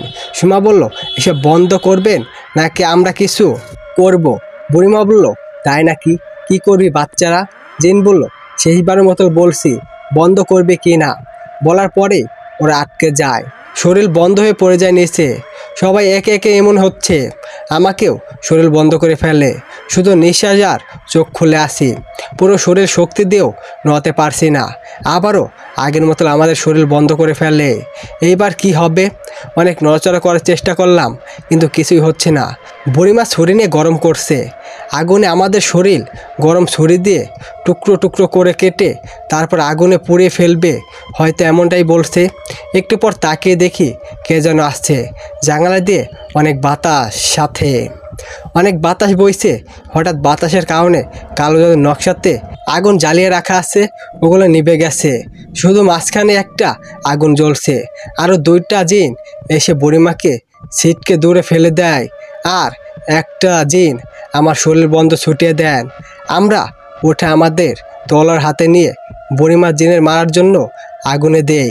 আর আমাদের সাথে থাকা পরি আর কালো বিড়ালটা লড়াই করছে, আর পড়ে আছে 2টা জিন মিলে বুড়িমাকে তুলে আছাড় মারছে, কিন্তু কিছুই হচ্ছে না। কালো জাদুর মানুষ এটা, কি হবে আর? বুড়িমার জিনগুলো মরে যায়। তারপর আগুন গরমে লাল তলোয়ার দিয়ে আমি আর আমার সাথে থাকা পরিটা মিলে কোপ দেই। সাথে সাথে বুড়ির গলা অর্ধেক হয়ে যায়। আবারও একটা কোপ দেই, পুরো আলাদা করে ফেলি। আর আমি বুক কোপ দিয়ে তলোয়ার ঢুকিয়ে এক টান দিয়ে ফেলি। রক্ত বের হয়ে ভেসে যায়। ছটপট করতে করতে মারা যায়। গরম লাল তলোয়ার দিয়ে কাটার কারণে পুরো গন্ধ বেয়ে গেছে। তারপর দেখলাম বুড়িমা একটা জিন এখানে বেঁচে আছে। ওইটাকে আমাদের সাথে থাকা জিনটা আর পরি মিলে ধরে টান দিয়ে ছিঁড়ে ফেলে। তারপর আমরা ওইখান থেকে জিনিসপত্র ভেঙে দিই আর বের হয়ে যাই জঙ্গল থেকে। দেখলাম আস্তে আস্তে ভোরে সকাল হয়ে আসছে। সুমা বলল, যাক, সব কিছু শেষ করে দিলাম। পরি বলল, অনেক বিপদ থেকে ফিরেছি। আমি বললাম, কিন্তু এই 2 জন জিন কারা আমাদের বাঁচালো? জিন বলল, ও আমাদের বন্ধু, আর আমি খবর দিয়ে রেখেছিলাম যদি কাজে লাগে তাই। পরি, যাক, ওনারা আসছে বলে আমরা সব কিছু শেষ করতে পেরেছি। সুমা বলল, জিন বলল, আপনাদের অনেক ধন্যবাদ, আমাদের ওই দিন বুড়িমার থেকে বাঁচিয়েছিলেন। সুমা বলল, ধন্যবাদের কিছু নেই, আসলে আমরা সবাই বিপদে পড়েছিলাম আর সবাই বিপদে থেকে উদ্ধার হয়েছি এখন। পরি বলল, যাই হোক, আমাদের যেতে হবে আজকে, অনেক দিন ধরে আমি বাইরে আছি, খোঁজ খবর কেউ জানে না, কোথায় আছি কিভাবে আছি। জিন বলল, হ্যাঁ, আমাকেও যেতে হবে। আমি বললাম, চলে যাবেন? জিন বলল, কিছু করার নেই, যেতে হবে আমাদেরকেও পরিবারের কাছে। আমি বললাম, সুমা তুমি? সুমা বলল, তুমি চাও আমি তোমার কাছে থাকি সারা জীবন? আমি বললাম, হ্যাঁ অবশ্যই। সুমা বলল, কেন? জিন বলল, আপনাকে হয়তো ভালোবেসে ফেলেছে তাই। আমি বললাম, না না, সে কিছু না। সুমা বলল, কি তার মানে ভালোবাসেন না? পরি বলল, সব হলে বলতেন উনি। জিন বলল, আচ্ছা আমরা যাই। পরি বলল, বেঁচে থাকলে আবার দেখা হবে। আমি বললাম, আচ্ছা ভালো থাকবেন সবাই। তারপর তারা উড়ে চলে গেল। আমি তাকিয়ে আছি যতদূর দেখতে পাই। সুমাকে বললাম, তুমিও ভালো থেকো, নিজের খেয়াল রেখো। সুমা বলল, আচ্ছা আমি যদি না যাই, তোমার সাথে থাকি? আমি বললাম, কিভাবে সম্ভব? তুমি পরি আর আমি মানুষ, আর তোমারও তো পরিবার আছে। সুমা বলল, আরে বোকা ছেলে, আমি মানুষ, কিন্তু আমার ভেতর পরি ভর করেছিল এতদিন। আমি বললাম, মানে? সুমা বলল, আমি বললাম, আমাকে কিভাবে চেনো? সুমা বলল, কলেজ থেকে শুধু দেখতাম তাকিয়ে, তারপর তোমার সাথে থাকা পরিটা আমার ঘুমের মধ্যে সরে আসে। আর আমি হুজুরের সাথে কথা বললাম ভালো পরি যা চাই দাও, ভালো হবে। তারপর দিলাম, আর এতদিন ছিল আমার সাথে। আমি বললাম, তাহলে ওইটা কোথায়? সুমা বলল, ওই যে চলে গেল, ওইটা আসল পরি। আমি বললাম, কি বলো, আমাকে আগে বলবে না? সুমা বলল, ওর কথা দিয়েছিল চলে যাবে, তাই চলে গেল। আমি বললাম, আচ্ছা তুমি এতদিন আমার কাছে ছিলে, তোমার পরিবার? সুমা বলল, আমার তো কেউ নেই, আমি গার্লস স্কুলে হোস্টেল থাকি। আমি বললাম, ও আচ্ছা। সুমা বলল, শোনো, তোমার চাকরি তোমার এলাকায় এই ব্যাংকে হয়ে গেছে, আমার এক আপু ওখানে কাজ করে, ও ব্যবস্থা করে দিয়েছে। আমি বললাম, তাই? সুমা বলল, তো এইবার বলো, তুমি আমাকে ভালোবাসো কি না? আমি বললাম, প্রপোজ করলে না, আবার ভালোবাসবো কিভাবে? সুমা বলল, কি বললে? আমি করব প্রপোজ? কথা বলতে বলতে চলে যাচ্ছে আমাদের গন্তব্য। প্রপোজ করে সুমাকে আমার করে ফেললাম। অনেক ভালোবাসি, কেননা একটা মেয়ে আমার সাথে থেকে আমার জীবনে বাঁচিয়েছে। যাই হোক, আমিও কাজে জয়েন হয়েছি, আলহামদুলিল্লাহ কাজ ভালোই লাগছে। ফাঁকে ফাঁকে কলেজ যাই দু একজনের সাথে, বিয়ের কথা পরে বলবো। আমরা একসাথে এখন ঘুমাতে যাই প্রায়, মানে মনে হচ্ছে আমাদের সাথে আসলে একটা পরি থাকে। যাই হোক, এখানে আমাদের গল্প শেষ। অনেক হাসি খুশিভাবেই দিন চলছে, আগের কথা যেন একটা স্মরণের মতোই লাগছে না। একদিন হঠাৎ আমার শরীর আগের মতো ঠান্ডা বাতাস গায়ে ছোঁয়া লাগছে। গল্প শেষে রহস্যময় হয়ে গেল। লাইক দিবেন ভালো লাগলে, কমেন্ট করে অবশ্যই মতামত জানাবেন। সবাই ভালো থাকবেন, সুস্থ থাকবেন, আর আমাদের চ্যানেল নতুন হয়ে থাকলে অবশ্যই সাবস্ক্রাইব করে থাকবেন। আল্লাহ হাফেজ।